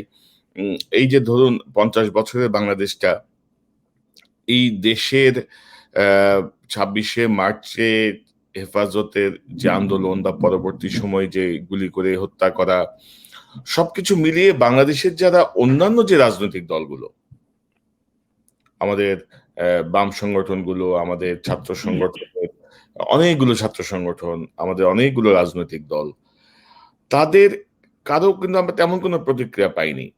যদিও বিএনপি অ্যাক্টিং চেয়ারপারসন 26শে মার্চে তার একটি বক্তব্য আমি দেখেছি, সেই বক্তব্যটা আপনাকে শোনাতে চাই। বীর মুক্তিযোদ্ধারা 50 বছর আগে বাংলাদেশ স্বাধীন করেছিলেন। স্বাধীন বাংলাদেশের নাগরিকরা এখন নিজ দেশেই পরাধীন। প্রতিদিন সীমান্তে মানুষ মরছে, কোনো প্রতিবাদ নেই। উল্টো খুনিদের পক্ষে সাফাই গাইছে এই মাফিয়া সরকার। গণতন্ত্রের পক্ষের শক্তির প্রতি আজ আহ্বান জানাতে চাই, বাংলাদেশের পক্ষের শক্তির প্রতি আহ্বান জানাতে চাই। সাম্য, মানবিক মর্যাদা, সামাজিক সুবিচার প্রতিষ্ঠা করতে চাইলে, ফেলানি হত্যাকারীদের কবল থেকে দেশকে বাঁচাতে চাইলে, আজ 50 বছরের সুবর্ণ জয়ন্তীর দিনে যাদেরকে রক্ষার জন্য আজ প্রায় অনেকগুলো প্রাণ ঝরে গিয়েছে, 71 সালের স্বাধীনতার জন্য আমরা যেভাবে ঐক্যবদ্ধ হয়েছিলাম, এবার বাংলাদেশের স্বাধীনতা রক্ষার জন্য আমাদের আরো একবার ঐক্যবদ্ধ হওয়া প্রয়োজন 71-এর মতন। প্রিয় নেতৃবৃন্দ, তাই স্বাধীনতার সুবর্ণ জয়ন্তীর এই দিনে আমাদেরকে আরেকটি যুদ্ধের শপথ নিতে হবে। এখন থেকেই আপনাদেরকে যুদ্ধের প্রস্তুতি নিতে হবে সাধারণ মানুষকে সঙ্গে। আমাদের এবারের যুদ্ধ স্বাধীনতা রক্ষার যুদ্ধ। আমাদের এবারের যুদ্ধ মাফিয়া মুক্ত রাষ্ট্র সরকার প্রতিষ্ঠার যুদ্ধ। এই যুদ্ধে আমাদের অঙ্গীকার, দেশ বাঁচাও, মানুষ বাঁচাও। ঐক্যবদ্ধভাবে আমরা যেভাবে 1971 সালে পাক হানাদের পরাজিত করেছিলাম, একইভাবে এবার আওয়ামী হানাদের এবং তাদের দোসরদের পরাজিত করে মুক্ত করতে হবে অবরুদ্ধ দেশ, মুক্ত করতে হবে অবরুদ্ধ গণতন্ত্র, মুক্ত করতে হবে আমাদের নেত্রী বেগম খালেদা জিয়াকে। এটিই হোক আমাদের সুবর্ণ জয়ন্তীর আজকের অঙ্গীকার। তো কিভাবে দেখেন আপনি এই যে বক্তব্য, অ্যাক্টিং চেয়ারপারসন বিএনপি তিনি বললেন যে ফেলানির যারা হত্যাকারী তাদের কবল থেকে দেশকে মুক্ত করতে হবে, এবং তিনি যে আন্দোলনের যে ডাকটা দিলেন, আপনার বিশ্লেষণটা কি? আমি যতটুকু শুনলাম আপনার এটা থেকে, বহুদিন পর তারেক সাহেব বিএনপির বক্তব্য যেমন হওয়া উচিত সেদিন একটা বক্তব্য দিয়েছেন। কারণটা আমি কেন এটা পছন্দ করেছি, কারণটা হলো এরকম। প্রথমত, একটা দলকে বা একটা ব্যক্তিকে কিন্তু তাকে নিজকে আবিষ্কার করতে হবে, আর কে। সক্রেটিস যেমন বলেছেন নো দাই সেলফ, অথবা আল্লামা ইকবাল বলেছেন বিস্মিত একটি জাতি আপন শক্তিতে সন্দিহান। পাকিস্তান যখন স্ট্রাগল করছিল তার স্বাধীনতার জন্য ব্রিটিশদের কাছ থেকে, ওই ভারত একদিকে যাবে পাকিস্তান একদিকে যাবে, তখন আল্লামা ইকবাল এই ধরনের একটা ইয়ে। তো এখন কথা হচ্ছে কি, বিএনপির জন্ম হলো কখন দেখেন, সেই 7ই নভেম্বর সিপাহী জনতা বিপ্লব, জিয়াউর রহমানের এসে যাওয়া, এই বিপ্লবের ভিতর থেকে একটা দল বেরিয়ে আসছে। This is number 1 point. Second point, মাঝখানে অনেক বিষাদময় ঘটনা, জিয়াউর রহমান মারা গেলেন, তারপরে তো এরশাদ সাহেব কু করলেন, ক্ষমতা নিলেন। বেগম জিয়া কিন্তু 84 ইলেকশনেও যায় নাই, 86 নির্বাচনেও যায় নাই, না গিয়ে আপসীন নেত্রী পরিচয় দিয়ে একটা বিরাট সংগ্রাম করে 6ই ডিসেম্বর 1990 সালে ঢাকায় যে গণ অভ্যুত্থানটা এরশাদ বিরোধী হলো, এটা কিন্তু অগ্রভাগেই বিএনপি ছিল। আওয়ামী লীগ কিন্তু 86 ইলেকশনে চলে গেছে অলরেডি, 84 ইলেকশনে চলে গেছে অলরেডি, 86-তে যায় নাই। যখন টের পেলো যে এরশাদ সাহেব আর থাকবে না, তখন আর যায় নাই। এখন বিএনপির ইতিহাসে হলো যেটা একটা বিপ্লবী পার্টি, বিপ্লব থেকে এটার জন্ম। এটার নেতৃত্ব যে দেবেন তাকে কতগুলো ফ্যাক্টর মনে রাখতে হবে। আমি এখানে বিএনপির কোনো অ্যাডভাইজার না, but I am telling them, বিএনপির জন্ম একটা বিপ্লবের মাধ্যমে, বিপ্লব একে মনে রাখতে হবে। বিপ্লবের পর বিপ্লব করে এটা কিন্তু এগিয়ে যাচ্ছে, সংগ্রাম করে এগিয়ে যাচ্ছে। এখন কিন্তু আরেকটা বিপ্লব, এই যে গত যেই পরিমাণ অত্যাচার বিএনপির উপর হয়েছে বিগত 12 বছরে, 14 বছর ওই মিলিটারি সময়টা সহ ধরলে, 14টা বছরে একটা জেনারেশন কিন্তু, কনক যেই বাচ্চার জন্ম সেই সালে হয়েছে, সে আজকে 14 বছর বয়স, চিন্তা করেন। সুতরাং একটা জেনারেশন একটা ম্যাটার আসছে এখানে। দ্বিতীয়ত, প্রথমত বিএনপিকে মনে রাখতে হবে যে আমি কে, আমার জন্ম কিভাবে, আমার আদর্শটা কি, মূলটা কোথায়। দ্বিতীয়ত যেটা মনে রাখতে হবে বিএনপিকে, সেটা হলো আমার রাজনৈতিক আদর্শটা কোথায়। বিএনপির মূল চালিকা শক্তিটা হলো মাওলানা ভাসানীর রাজনীতি যেটা ছিল, সেটা এখানে এসে ইমপ্লান্ট হয়ে গেছে। আজকে যদি আপনি বলেন মির্জা আব্বাসকে, বিএনপির সবচেয়ে নিবেদিত প্রাণ মানুষগুলা, আপনি যদি আজকে বলেন রুহুল কবির রিজভিকে, আপনি যদি আপনি বলেন যে দুদুকে, ইউ নেম ইট, আপনি যদি আজকে বলেন যে কি নজরুল ইসলাম খানকে, ইউ নেম ইট, মানে মাওলানা ভাসানীর গ্রুপের সবচেয়ে চুম্বক মানুষগুলা সবগুলা অ্যান্টি আওয়ামী লীগ ছিল বলে। ভাসানী তো বাংলাদেশে তো যুদ্ধোত্তর বাংলাদেশে একটাই প্রতিদ্বন্দ্বী ছিল শেখ মুজিব, সেটা ছিল মাওলানা ভাসানীর ন্যাপ, আর কমিউনিস্টরা তো ওনার সাথে গিয়ে চলে গেছে। তারপরে এই ভাসানীর অংশটা পুরো বিএনপিতে গেছে। তো সুতরাং এই জন্য আপনি দেখবেন তাদের নামে কোনো করাপশনেরও কিন্তু অভিযোগ নেই। ভাসানীর আদর্শ এতটাই সলিড, এগুলো আওয়ামী লীগের না, আওয়ামী লীগ পাইলেই খায় ফেলে। কিন্তু ভাসানীর শিষ্য যারা, ওদের নামে করাপশনে কোনো রেকর্ড পাবেন না আপনি।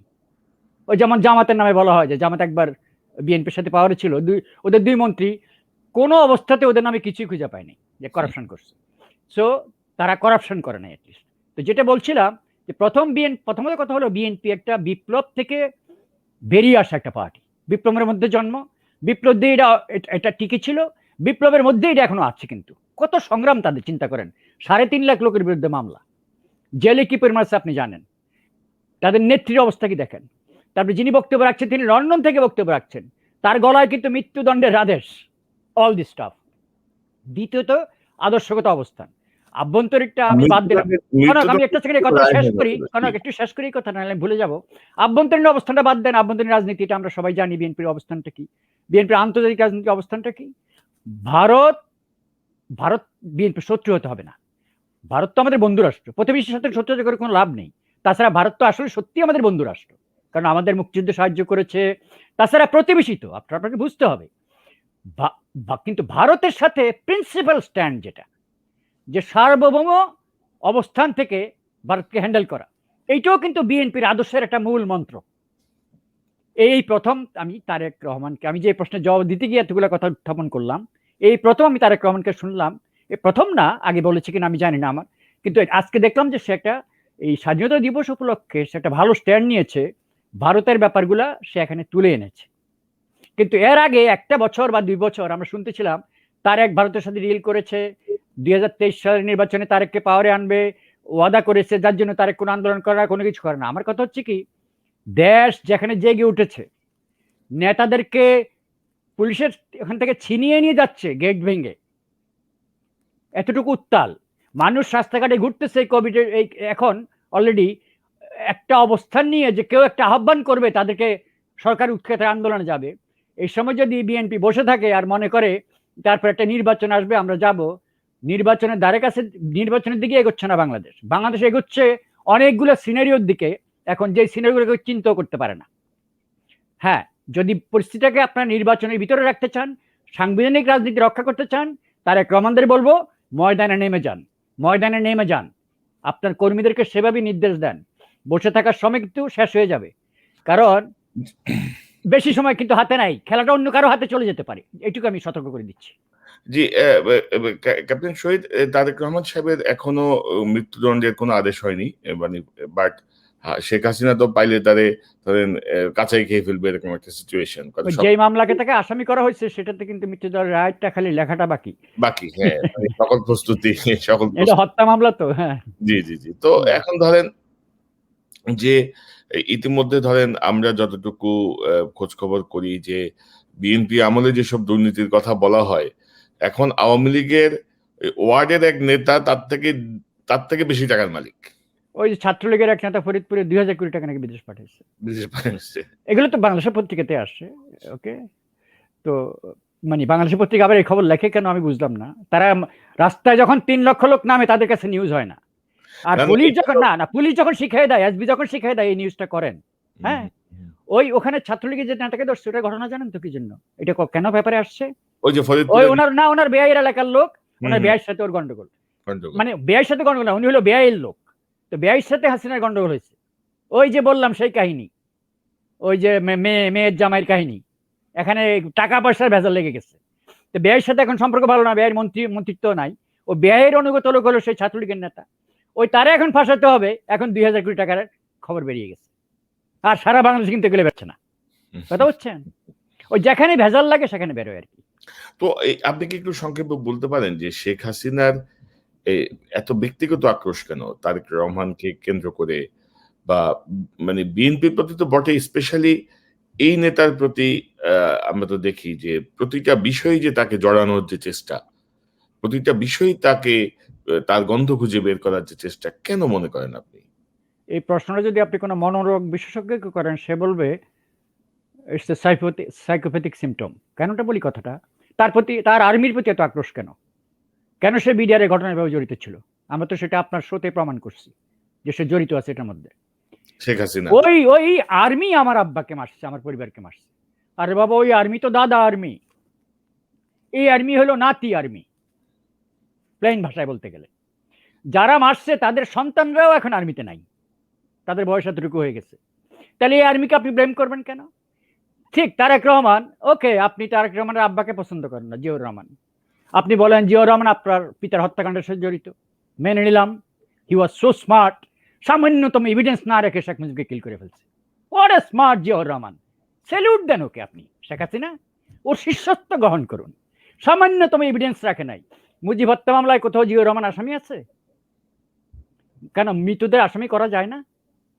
তারপর আদালত তাদেরকে খালাস করে দেয় যে যেহেতু সে মৃত তাকে আমি চার্জশিট থেকে বাদ দিলাম। করেন নাই কেন? Because you don't have a scratch of evidence that he was involved in it. কারণ আপনি জানেন না মিলিটারি কিভাবে অপারেট করে। এখন আপনার সেনাপ্রধান কোনো অ্যাকশন নেয় নাই, সে ডেপুটি চিফ অফ স্টাফ, তাকে যখন বলা হয়েছে সে বলছে কি, he is a smart guy, he said so what, there is a constitution in the country, vice president will take over. আপনি তাকে কি ফাঁসাবেন? এগুলো তো অনেক বই আছে, সবকিছু আছে। ওই যে জিতটা জিয়ার উপর, তারপরে তো আরো তো জিতটা হলো জিয়া এসে একটা শেখ মুজিবের বিকল্প একটা কিছু দাঁড় করালো। আর শেখ মুজিবের বিকল্প একটা কিছু দাঁড় হওয়া তো এটা গণতান্ত্রিক সুলক্ষণ, যে দেশে আমি শুধু দল না আরো দল আছে বিকল্প কিছু আছে। আপনি কোনো কিছুই সহ্য করেন না, আপনার আব্বাও সহ্য করেন না, বাকশাল করে ফেলছে, আপনিও কোনো কিছু সহ্য করবেন না যে আর কোনো দলে থাকতে পারবে না। এটা কোনো রাজনীতিবিদের আচরণ হলো? কনক, এটা কোনো এটা কোনো সুবুদ্ধি সম্পন্ন রাজনীতিবিদের আচরণ হলো? তো এখন তারেক রহমানের উপর জিতটা কেন? তারই তো একমাত্র চ্যালেঞ্জার টু মাই জয়, আমার ভবিষ্যৎ উত্তরাধিকার জয়। তবে তবে যেটা হয় আর কি, যে ধরেন যখনই আপনার মানে প্রতিপক্ষকে শক্তিশালী মনে হয়, যেমন এই মুহূর্তে মামুনুল হক সাহেবকে শক্তিশালী মনে হচ্ছে, তার চরিত্র হনন করে তাকে ডুম করে দেওয়ার চেষ্টা। তারেক সাহেবের নেতৃত্বে বিএনপি বা বাংলাদেশে তার যে জনপ্রিয়তার যে লেভেল অতীতে দেখা গেছে বা এখনো আছে, তো সবকিছু মিলিয়ে তাকে একটা নেগেটিভ ইমপ্রেশন ক্রিয়েট করে তাকে কর্নার করে দেওয়ার একটি প্রচেষ্টা, এটি কিন্তু মানে একটি রাজনৈতিক কৌশল বলবো না আমি, এটা তো রাজনৈতিক কৌশল হতে পারে না, এটা একটি অপকৌশল বা একটি, কি বলবো এটাকে, একটি ব্যর্থ কৌশল বলা চলে, কারণ মানুষ তো সবই বোঝে। শোনেন, রাষ্ট্রনায়ক আর গৃহবধূ বা সাধারণ মানুষের মধ্যে ডিফারেন্সটা কি? রাষ্ট্রনায়ক চিন্তা করবে সারা রাষ্ট্রের স্বার্থ, তাই না? আর একজন সাধারণ মানুষ চিন্তা করবে, যেমন আমরা একটা প্রতিবেশী বা ইভেন আমাদের আমাদের ব্যক্তিগত জীবনে খালাতো ভাই খালার ফ্যামিলির সাথেও আমাদের সংঘর্ষ থাকতে পারে জমি জমা নিয়ে বা হোয়াট এভার ইট ইজ। তখন স্বার্থ হবে কি, ওকে ফেলে দাও, ওকে সরাই ফেলো। আমাদের বাঙালি কালচারের কথা বলছি, আনফর্চুনেটলি আমরা খুব একটা নেগেটিভলি খুব খারাপভাবে জিনিসটা নেই আর কি, প্রতিশোধমূলক একটা আচরণ নেই। এখন কথা হচ্ছে কি, তারেক রহমান যেহেতু আমার প্রতিপক্ষ, আমাদের রাজনৈতিক প্রতিপক্ষ, ওকে শেষ করে ফেলো একদম যেভাবে পারো, শুধু হামলা না, দেশে থাকলে তো ওই ছেলে খেয়ে ফেলতো।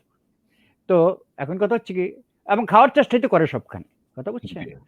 আর যাকে আল্লাহ বাঁচায় বেঁচে আসে, আর যার কপালে নাই, ওই যে ইলিয়াস আলী নাম একটা আছে, কোথায় গেছে আল্লাহ ছাড়া কেউ জানে না। আমাদের এক ব্রিগেডিয়ার জেনারেল আছে, কি নাম, আজমি। আমাদের আরেক অ্যাম্বাসাডার সাহেব ছিল, ফর্মার আর্মি ক্যাপ্টেন মারুফ জামান, তারে কিডন্যাপ করে নিয়ে 1 বছর না 1.5 বছর রাখছে কোন অন্ধকার প্রকোষ্ঠে, তারপরে তাকে ছেড়ে দিচ্ছে, থ্যাঙ্কস গড সে ফিরে আসছে। তো যাকে ধরে ওকে তো শেষ করে ফেলে। তো আমার কথা হচ্ছে কি, তারেক রহমান আপনার প্রতিপক্ষ, ভালো কথা, রাজনীতিতে প্রতিপক্ষ থাকবেই, তো সেটাকে আপনি under due process of law যাবেন। উনি আবার কথা বলে সুন্দর, ওটা তো আদালতের ব্যাপার, আমার কি।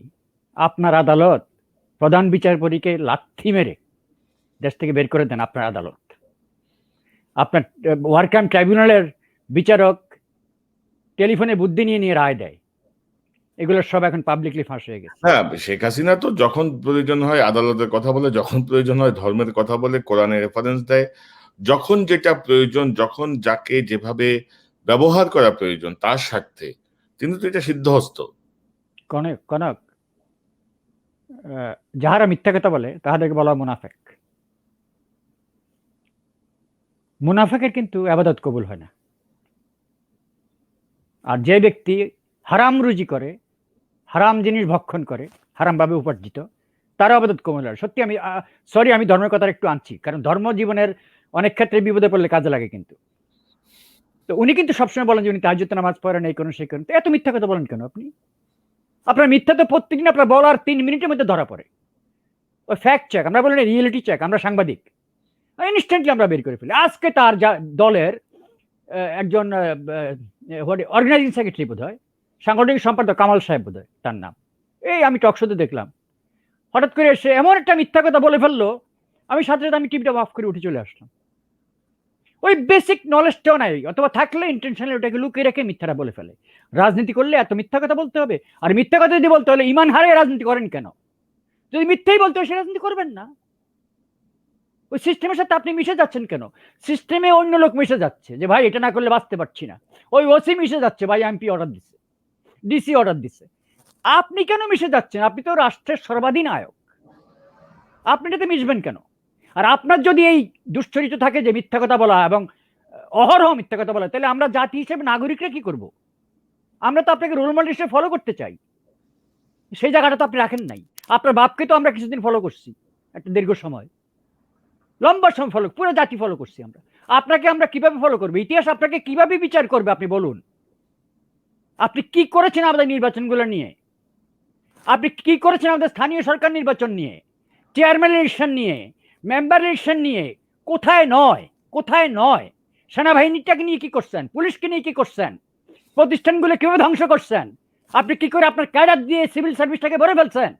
আজকে তারা গিয়া ছাত্রলীগ যুবলীগকে সাথে নিয়ে তারা গিয়া ওখানে ওই মানুষের বিষয়ে মানুষকে হানা দেয় কেন? সরকারি অফিসারের আইন বই নাই? কোথায় যেতে পারবে lawful command and unlawful command? একটা ম্যাজিস্ট্রেট কি এখন একবার বলে স্যার এই নির্দেশ আমাকে কেন দিচ্ছেন, আই ক্যানট ডু ইট, আইন আমাকে অ্যালাউ করে না। ওদের ক্যাডার নিয়ে ভরে ফেলছে ভাই, প্রশাসনটা ভরে ফেলছে ওদের ক্যাডার দিয়ে।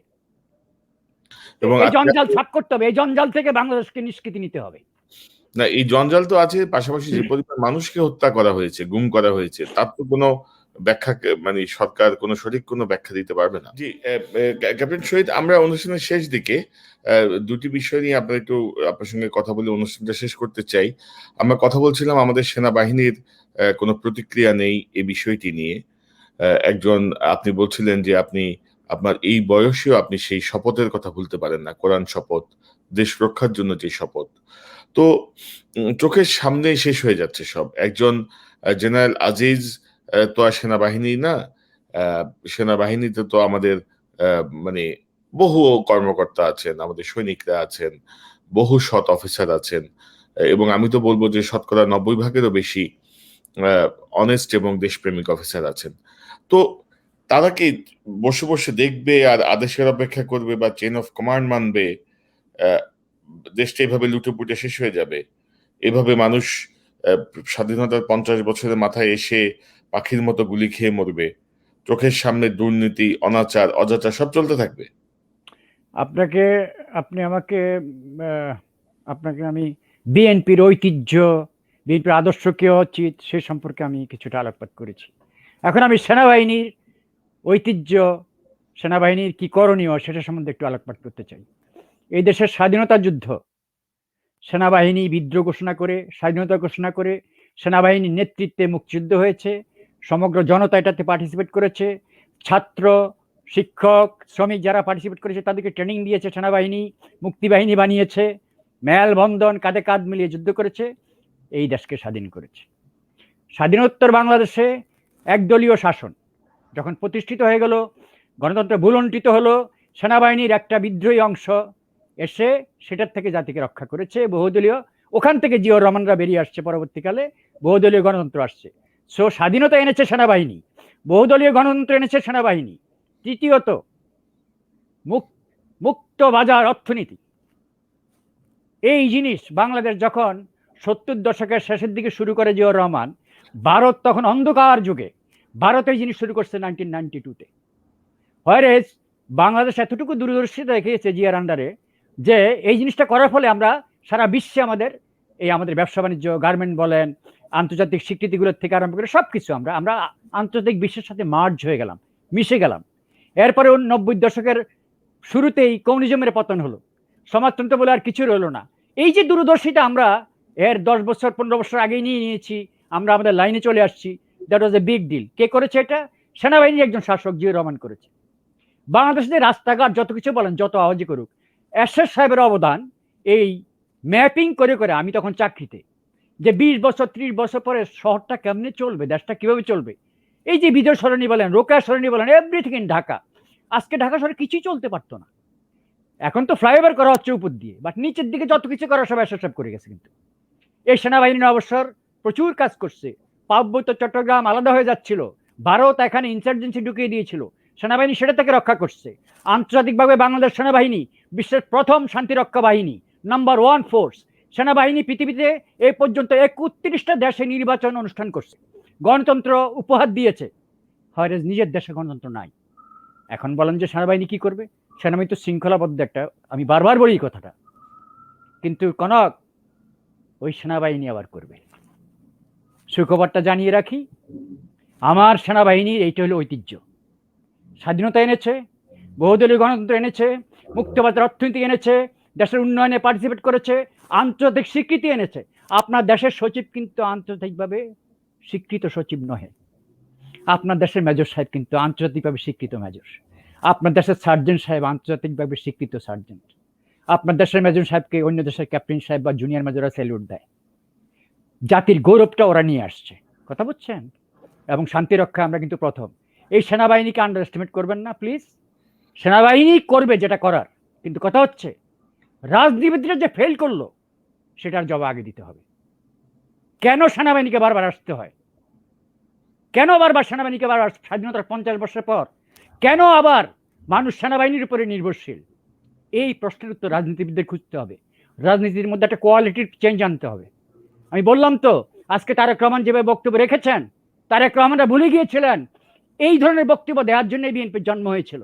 শেখ হাসিনা ভুলে গেছেন যে আমি বাংলাদেশের প্রধানমন্ত্রী। আপনি ভারতকে অতটুকু তাবেদারি করার কোনো প্রয়োজন নেই শেখ হাসিনা। আপনি বহাল তবিদায় বসে থাকতে পারেন। আপনি কি বুঝেন না কিছু?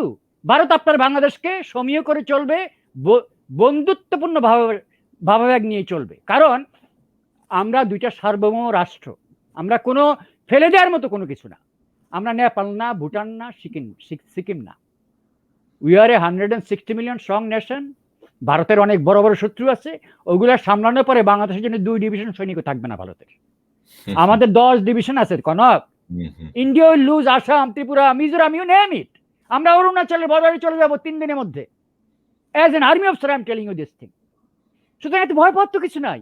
হ্যাঁ, ভারতকে আমার সম্মান করে চলবো, সমীহ করে চলবো, ভারত আমাদের বন্ধু। কিন্তু আপনি যেভাবে ভারতের সাথে যেভাবে ডিল করছেন, যেভাবে কম্প্রোমাইজ করছেন, যেভাবে সবকিছু দিচ্ছেন, ওদের কালচারাল সাংস্কৃতিক যে আধিপত্যবাদ, এখানে সামরিক আধিপত্য, সব দিক থেকে সবকিছু, এইগুলোর জন্য তো আমরা স্বাধীন হই নাই। তো ভারতকে নিয়ে একটা জুজুর ভয় আছে। আর আপনি যেটি বলছিলেন, সেনাবাহিনীকে কোনো আন্ডার এস্টিমেট করা হচ্ছে না, বলা হচ্ছে জনপ্রত্যাশার কথা। সাধারণ মানুষ তাকিয়ে আছে যে আপনাদের দেশ রক্ষা বাহিনী সর্বোচ্চ বাহিনী, মর্যাদাপূর্ণ বাহিনী। আপনি যেটি বলছিলেন, বিশ্বের 31টি দেশে তারা নির্বাচন সম্পন্ন করেছে, বহু ঝুঁকিপূর্ণ জায়গায় যে শান্তি ফিরিয়ে আনছে। তো বাংলাদেশে মানুষ মারা যাচ্ছে বেঘরে। ইভেন কি সেনাবাহিনীর কর্মকর্তারাই সেনাবাহিনীর দ্বারা গুম হচ্ছে, নির্যাতিত হচ্ছে, শাস্তিপ্রাপ্ত হচ্ছে পলিটিক্যালি মোটিভেটেড ওয়েতে। তো সেই জায়গা থেকে আসলে আপনি প্রথম ব্যাচের একজন সেনা কর্মকর্তা, আপনার কাছে জানতে চাওয়া যে আপনি কিভাবে দেখেন, আপনার বিশ্লেষণটা। সেনাবাহিনী আওয়ামী লীগকে সময় দিচ্ছে যে ফিক্স ইউর অ্যাক্ট, আপনি বিহেভ করেন, সাংবিধানিকভাবে ব্যবহার করেন, সাংবিধানিক শাসন চালু করেন, জনমতের গুরুত্ব দেন, মানবাধিকারের গুরুত্ব দেন, এসব জিনিস করবেন না। সেনাবাহিনী তো আর প্রোটেস্ট করবে না। সেনাবাহিনী টাইম দিচ্ছে আওয়ামী লীগকে, যে হাসিনা টাইম নিচ্ছে। সেনাবাহিনী বিএনপিকে টাইম দিচ্ছে, বিরোধী দলের দায়িত্বটা পালন করুন। আপনি সরকারের বিরুদ্ধে কেন প্রতিরোধ গড়ে তুলছেন না যে আপনার দলের এভাবে ধ্বংস হচ্ছে, সবকিছু হচ্ছে? সব সেনাবাহিনী যদি পৃথিবীতে আইন কোথাও মানা হয়, শুধু আমি বাংলাদেশ সেনাবাহিনী বলছি না, এটা হলো ভাই, সেনাবাহিনীতে হলো একটা, সশস্ত্র বাহিনী হলো একটা আইনের জায়গা। একটা ইঞ্চি বেআইনি কোনো কিছু চিন্তাও করে না, করতে চায়ও না। But on the other hand, when push come to shove, আমরা যেটা ইংলিশে বলি, চূড়ান্ত হুইসেল যখন পড়বে, সেনাবাহিনী আসবে। আমি একটা কথা বলি, অনেকে বলে সেনাবাহিনী হুমকি দিচ্ছেন কেন? বাংলাদেশ সেনাবাহিনী কিচ্ছু নাই। বাংলাদেশ সেনাবাহিনী কি নাই? সবার হাতে একটা করে বন্দুক আছে। কি বলে আপনার, হোয়াট ইজ দ্যাট, হাফেজাতুল ইসলাম যদি লাঠি নিয়ে যুদ্ধ করতে পারে, তো সেনাবাহিনীর তো হাতে বন্দুক আছে, তার ট্রেনিংও আছে যে বুকের মধ্যে একটা কামড়ে মারতে হবে। তো আপনি এত আন্ডার এস্টিমেট করেন সেনাবাহিনীকে। ঠিক আছে, আমাদের সেনাবাহিনী নাকি নষ্ট হয়ে গেছে, তো আগে নাইলে 30 মিনিটের নোটিসে মোবিলাইজ করা যেত, এখন নাইলে 1 ঘন্টা যাবে, নাইলে 1 ঘন্টা যাবে, 2 ঘন্টা যাবে, ঘুম থেকে উঠতে নাইলে দেরি হবে, ভাত খাওয়াচ্ছে হাসিনা সবাইকে। বাট কত হচ্ছে, এত আন্ডার এস্টিমেট করা কিছু নাই। সেনাবাহিনী ঠিক হয়ে যায় 10 মিনিটের হুইসেলে। Army is a dangerous thing. না, এগুলো নিয়ে অনেক ধরনের অপপ্রচারও আছে, প্রপাগান্ডাও আছে। এক্স্যাক্টলি এত নষ্ট হয় নাই আর্মি। আমি জনগণকে বলবো, প্লিজ, এই সেনাবাহিনী যদি বিশৃঙ্খলা হয়, এটা জাতির জন্য খুব খারাপ জিনিস হবে। দোয়া করেন যেন সেনাবাহিনীটা যেন একত্র থাকে, শৃঙ্খলাবদ্ধ থাকে। তাইলে মনে রাখবেন, এই রাজনীতিবিদরা যত মেসাকারি করুক, এক পর্যায়ে এসে সেনাবাহিনী এই 3 মাসের মধ্যে একজন সব ঠিক করে ফেলবে। আর্মির ট্রেনিং ইজ ডিফারেন্ট। এই দেশে নাকি ন্যাশনাল আইডি কার্ড হইতে 10 বছর লাগে, তারপরে কি হইতে যে কত বছর লাগে, সেনাবাহিনী কয়দিনে বানিয়ে দিচ্ছে। আর্মির কাজ ডিফারেন্ট। সেনাবাহিনী কত মিনিটের মধ্যে নদীর উপর দিয়ে ব্রিজ বানায়। এখানে এগুলো বললে মানুষ বলবে আর্মির খুব বাহাদুরি করে। বাহাদুরি করার মতো জিনিস বলেই তো বাহাদুরি করে। ওইটাই এখন আপনাদের প্রতিরক্ষার জন্যই তো আমরা আছি। এটা আভ্যন্তরীণ প্রতিরক্ষা হোক আর আন্তর্জাতিক প্রতিরক্ষা। এই মুহূর্তে যদি রাস্তাঘাটে যদি আমাদের এই যে বন্যা, খরা, মহামারী, আপনি তো আমাকে ডেকে নিয়ে যাচ্ছেন, and I am proud of it. আমি সেনাবাহিনী হিসাবে, আমি তো সেনাবাহিনী ছেড়েছি অনেক আগে, 84-এ। But once a soldier always soldier, আমার সেই স্পিরিটটা আছে এখনো। আপনি যেটা বললেন আমাদের সেনাবাহিনী স্পিরিট নাই কারণ হচ্ছে আপনি টাকা ঢুকাই দিচ্ছেন। এখন যদি আপনি এত টাকার উপরে বসে থাকেন এবং আপনি যদি এই বক্তব্য আর যেতে চাচ্ছি না, তাইলে আপনার হয় কি স্পিরিটটা থাকে না। আসলে জনপ্রত্যাশার দিকে লক্ষ্য রেখে বা অ্যাকচুয়ালি সাধারণ মানুষ যেভাবে নির্যাতিত, গণতন্ত্র নাই, ভোটের অধিকার নাই, এই সবকিছুর জায়গাটা থেকে আমরা আসলে প্রত্যাশা করি যে তারা জনগণের পক্ষে ভূমিকা রাখবেন। আমরা তো আর অন্য কিছু চাই না। কারণ সেনাবাহিনী যদি জনগণের পক্ষে থাকে, পাশে থাকে, তাহলে এই যে পাখির মতো গুলি করে যে মানুষ মারা, এই যে 21 জনকে মেরে ফেললো, এই যে গ্রেপ্তার, এই যে গুম, ইচ্ছা মতো ব্যবহার, ছাত্রলীগ, যুবলীগ অস্ত্র হাতে নেমে যাচ্ছে, লাঠি ছোটা হাতে নেমে যাচ্ছে, ধারালো অস্ত্র হাতে নেমে যাচ্ছে, এই জায়গাগুলো অন্তত বন্ধ হতো আর কি, অর্থাৎ মানুষের জানমালের নিরাপত্তা নিশ্চিত হতো, সেই জায়গা থেকে বলা। কনক, আমি আপনাকে এসিউর করতে পারি এবং আমি আমার দর্শক শ্রোতাদেরকে এসিউর করি, আপনারা এই বারবার কথা বলা হচ্ছে জনগণের প্রত্যাশা, আপনি কিন্তু একই প্রশ্ন করছেন। জনগণের প্রত্যাশাটা আমি কি করে বুঝবো? জনগণ যখন রাস্তা নামবে এবং বলবে এক দফা এক দাবি, সরকার তুই কবে যাবি, নেমে যদি আপনারা বলেন মেজরিটি লোকের মধ্যে যখন সে উচ্ছ্বাস দেখবো, তখন আমি সেনাবাহিনী হিসেবে আমি বুঝবো না জনগণ আর সরকারকে চাচ্ছে না। তখন যদি সেনাবাহিনীকে পাশে না পান, সেদিন আমার অপবাদ দেবেন, তার আগে দেবেন না। Sorry for this. যেহেতু রাজনীতির উপর লেখালেখি করি আজকে 35 বছর, this is the beginning of the end. হাসিনার গেম খেলা কিন্তু শেষ। So beginning of the end হলো এই এন্ডটার এই প্রথম পর্ব, দ্বিতীয় পর্ব, কিভাবে আগে আপনি দেখেন প্রত্যেক দিন ঘটনা ঘটছে। কিন্তু যেদিন মোদি চলে গেল, হেফাজতের কি আর কোনো স্লোগান ছিল রাস্তায় থাকার? কারণ তারা বলে আমরা অরাজনৈতিক, আমরা ক্ষমতা চাই না, ওদের তো এক দফা দাবিও নাই, তাইলে আর রাস্তা থাকবা কেন তুমি? মোদি তো চলে গেছে, মোদিকে আমি আনছি, তোমার কথা শুনি নাই, মোদিকে পারও করে দিচ্ছি, 25 জন মেরে ফেলছি, 30 জন মেরে ফেলছি, হোয়াট এভার ইট ইজ। আবার কি ইস্যু করলো? এই মামুনুলকে হাত দিতে গিয়ে আরেকটা ইস্যু করলো, আবার জ্বালাও পোড়া হয়ে গেল। আজকে আবার রফিকুল ইসলাম মাদানিকে এখন ধরছে। মামুনুল ইস্যু এখন ডাইডিয়া হয় নাই, Rafiqul Islam this lady whatever she does now everything will backfire. আমি প্রথমে শুরু করলাম এই টকশোটাই কথা দিয়ে, আবার আমি শেষ করছি একই কথা দিয়ে। হাসিনা, তুমি যাহাই করবে তোমার পাপ তোমাকে ঘিরে ফেলেছে, তুমি এখন যেটা হাত দিবা সেটাই সর্বনাশ হবে। You better arrange a national government, ক্ষমতা হস্তান্তর করো নিউট্রাল লোকদেরকে নিয়ে, দেশকে একটা নির্বাচন দাও, প্লিজ এই জাতিকে তুমি রক্ষা করো, ওকে? তা না হলে তোমার পরিণতি, যারা তোমাকে সাপোর্ট দিচ্ছে, গ্রামগঞ্জে যারা আওয়ামী লীগ করছে, আমি জানি অলরেডি ওরা বাড়িতে ঘুমাচ্ছে না। কোনো বাংলাদেশে কত জায়গায় আওয়ামী লীগের বাড়ি অ্যাটাক হয়েছে আপনারা জানেন এই গত 1 মাসে? সুতরাং হ্যাঁ, সে তার সমস্ত সাপোর্টারদেরকে পর্যন্ত একটা ঝুঁকির মধ্যে ফেলে দিচ্ছে। সমস্ত ব্যুরোক্রেট যারা তাকে সাপোর্ট দিচ্ছে তারা ঝুঁকির মধ্যে পড়ে গেছে। সশস্ত্র বাহিনী যারা সাপোর্ট দিচ্ছে, পুলিশ, এন্টার নেশনটাকে সে একটা সমস্ত ঝুঁকির মধ্যে ফেলে দিচ্ছে। তার এই মাফিয়া তন্ত্র এটাকে প্রাতিষ্ঠানিক রূপ দিতে গিয়ে সমস্ত কিছু সর্বনাশ করে ফেলছে। বাঙালি তো মাফিয়ার জাত না রে ভাই। তো ক্যাপ্টেন শহীদ, আপনাকে অসংখ্য ধন্যবাদ। আপনি যা বলছেন আসলে পরিস্থিতি ওদিকেই যাচ্ছে মনে হয়, কারণ সরকারের যেই মুভমেন্ট বা সরকারের যেসব কার্যকলাপ, তাতে মনে হয় যে তারাও বুঝতে পারছে যে বিপদ অতি আসন্ন, গায়ের জোরে আর টিকে থাকা যাবে না। তো ক্যাপ্টেন শহীদ, আপনাকে অসংখ্য ধন্যবাদ আপনার মূল্যবান সময়ের জন্য। আমরা আবারও নিশ্চয়ই কথা বলবো নিকট ভবিষ্যতে। কনক, আপনাকেও ধন্যবাদ এবং দর্শক শ্রোতাদের প্রতি আমার সালাম এবং সবাই দোয়া কামনা করছি। কারণ আমরা খুব জটিল কাজ করছি, দেশে অনেকে মনে করেন যে বিদেশ থেকে করছি আমরা সেফ। আপনাকে বলি, আজকে আমি 2 জনকে স্পট করছি, যেহেতু আমি বাঙালি এলাকায় থাকি না, অবাঙালি এলাকায় থাকি, আমার বাসার সামনে পাহারা দিয়ে রাখছে এখানে টরন্টোতে, এবং আমি আমার ব্যালকনি থেকে শাউট করছি প্যাক ইট আপ। আমি তো সবসময় কথাই ভেবে বলি, কনক আমি ফাইটার, আমি ঢাকায় কিন্তু ঢাকার ভাষায় বলছি যে তুমি আমার বাসায় আসো, আমি একটা লাশ রাখবো, হেডলাইন বানাবো কালকে সকালে, এইভাবে ছেড়ে দেবো না। আমার সামনে কেউ আসলে কিন্তু হি ইজ গন, একটাকে আমি রাখবোই। আমি গুলি খাওয়া সিনা যাবে মারা গেছে, no no, I will just একটা দুটাকে ফেলে তারপরে মরবো, যাতে করে পত্রিকায় হেডলাইন হয়। কথা বুঝছেন? হ্যাঁ, তবে আপনি যদি কোনো নিরাপত্তার অনুভব করেন, আপনি নো নো, নিশ্চয়ই I am under protection, don't worry about it. Canadian government আমাকে জানে, everything is under control. But I am saying যে কত বড় সাহস কানাডাতে লোক লাগায় শহীদ সাহেবকে ওখানে হান্ট করার জন্য। শহীদ সাহেবের চুল তো রোদে পাকে নাই প্রধানমন্ত্রী শেখ হাসিনা অথবা ইন্ডিয়ার এইগুলা অনেক কিছু ঝালাই পালাই করতে করতে পাকছে, লেখাপড়া করে পাকছে। Do you understand that? Do you understand that? লেখাপড়া করে পাকছে এই চুল। Goodbye. খুদা হাফেজ। জি, আসসালামু ভালো আলাইকুম। থাকেন ক্যাপ্টেন শহীদ, নিরাপদে থাকেন, কথা হবে ইনশাল্লাহ। ইনশাআল্লাহ। দর্শক, আপনাদের সবাইকে ধন্যবাদ জানাচ্ছি এতক্ষণ যারা এই আলোচনা দেখলেন ধৈর্য ধরে। নিশ্চয়ই বুঝতে পারছেন ক্যাপ্টেন শহীদের আলোচনার মর্মার্থ, নিশ্চয়ই বুঝতে পারছেন আপনাদের করণীয় কি, এবং পাশাপাশি তিনি যেই আভাস দিলেন তাতে আমরা আশান্বিত হতে চাই, তাতে আমরা স্বপ্ন দেখতে চাই। আমরা খুব অচিরেই ফিরে যাব গণতন্ত্রে, আমরা ফিরে যাব আহ, আমাদের মত প্রকাশের স্বাধীনতা প্রতিষ্ঠিত হবে, আমাদের মানবাধিকার প্রতিষ্ঠিত হবে, আমরা সুশাসন ফিরে পাবো। দর্শক, ভালো থাকুন, আবারও দেখা হবে ইনশাল্লাহ। আসসালামু আলাইকুম।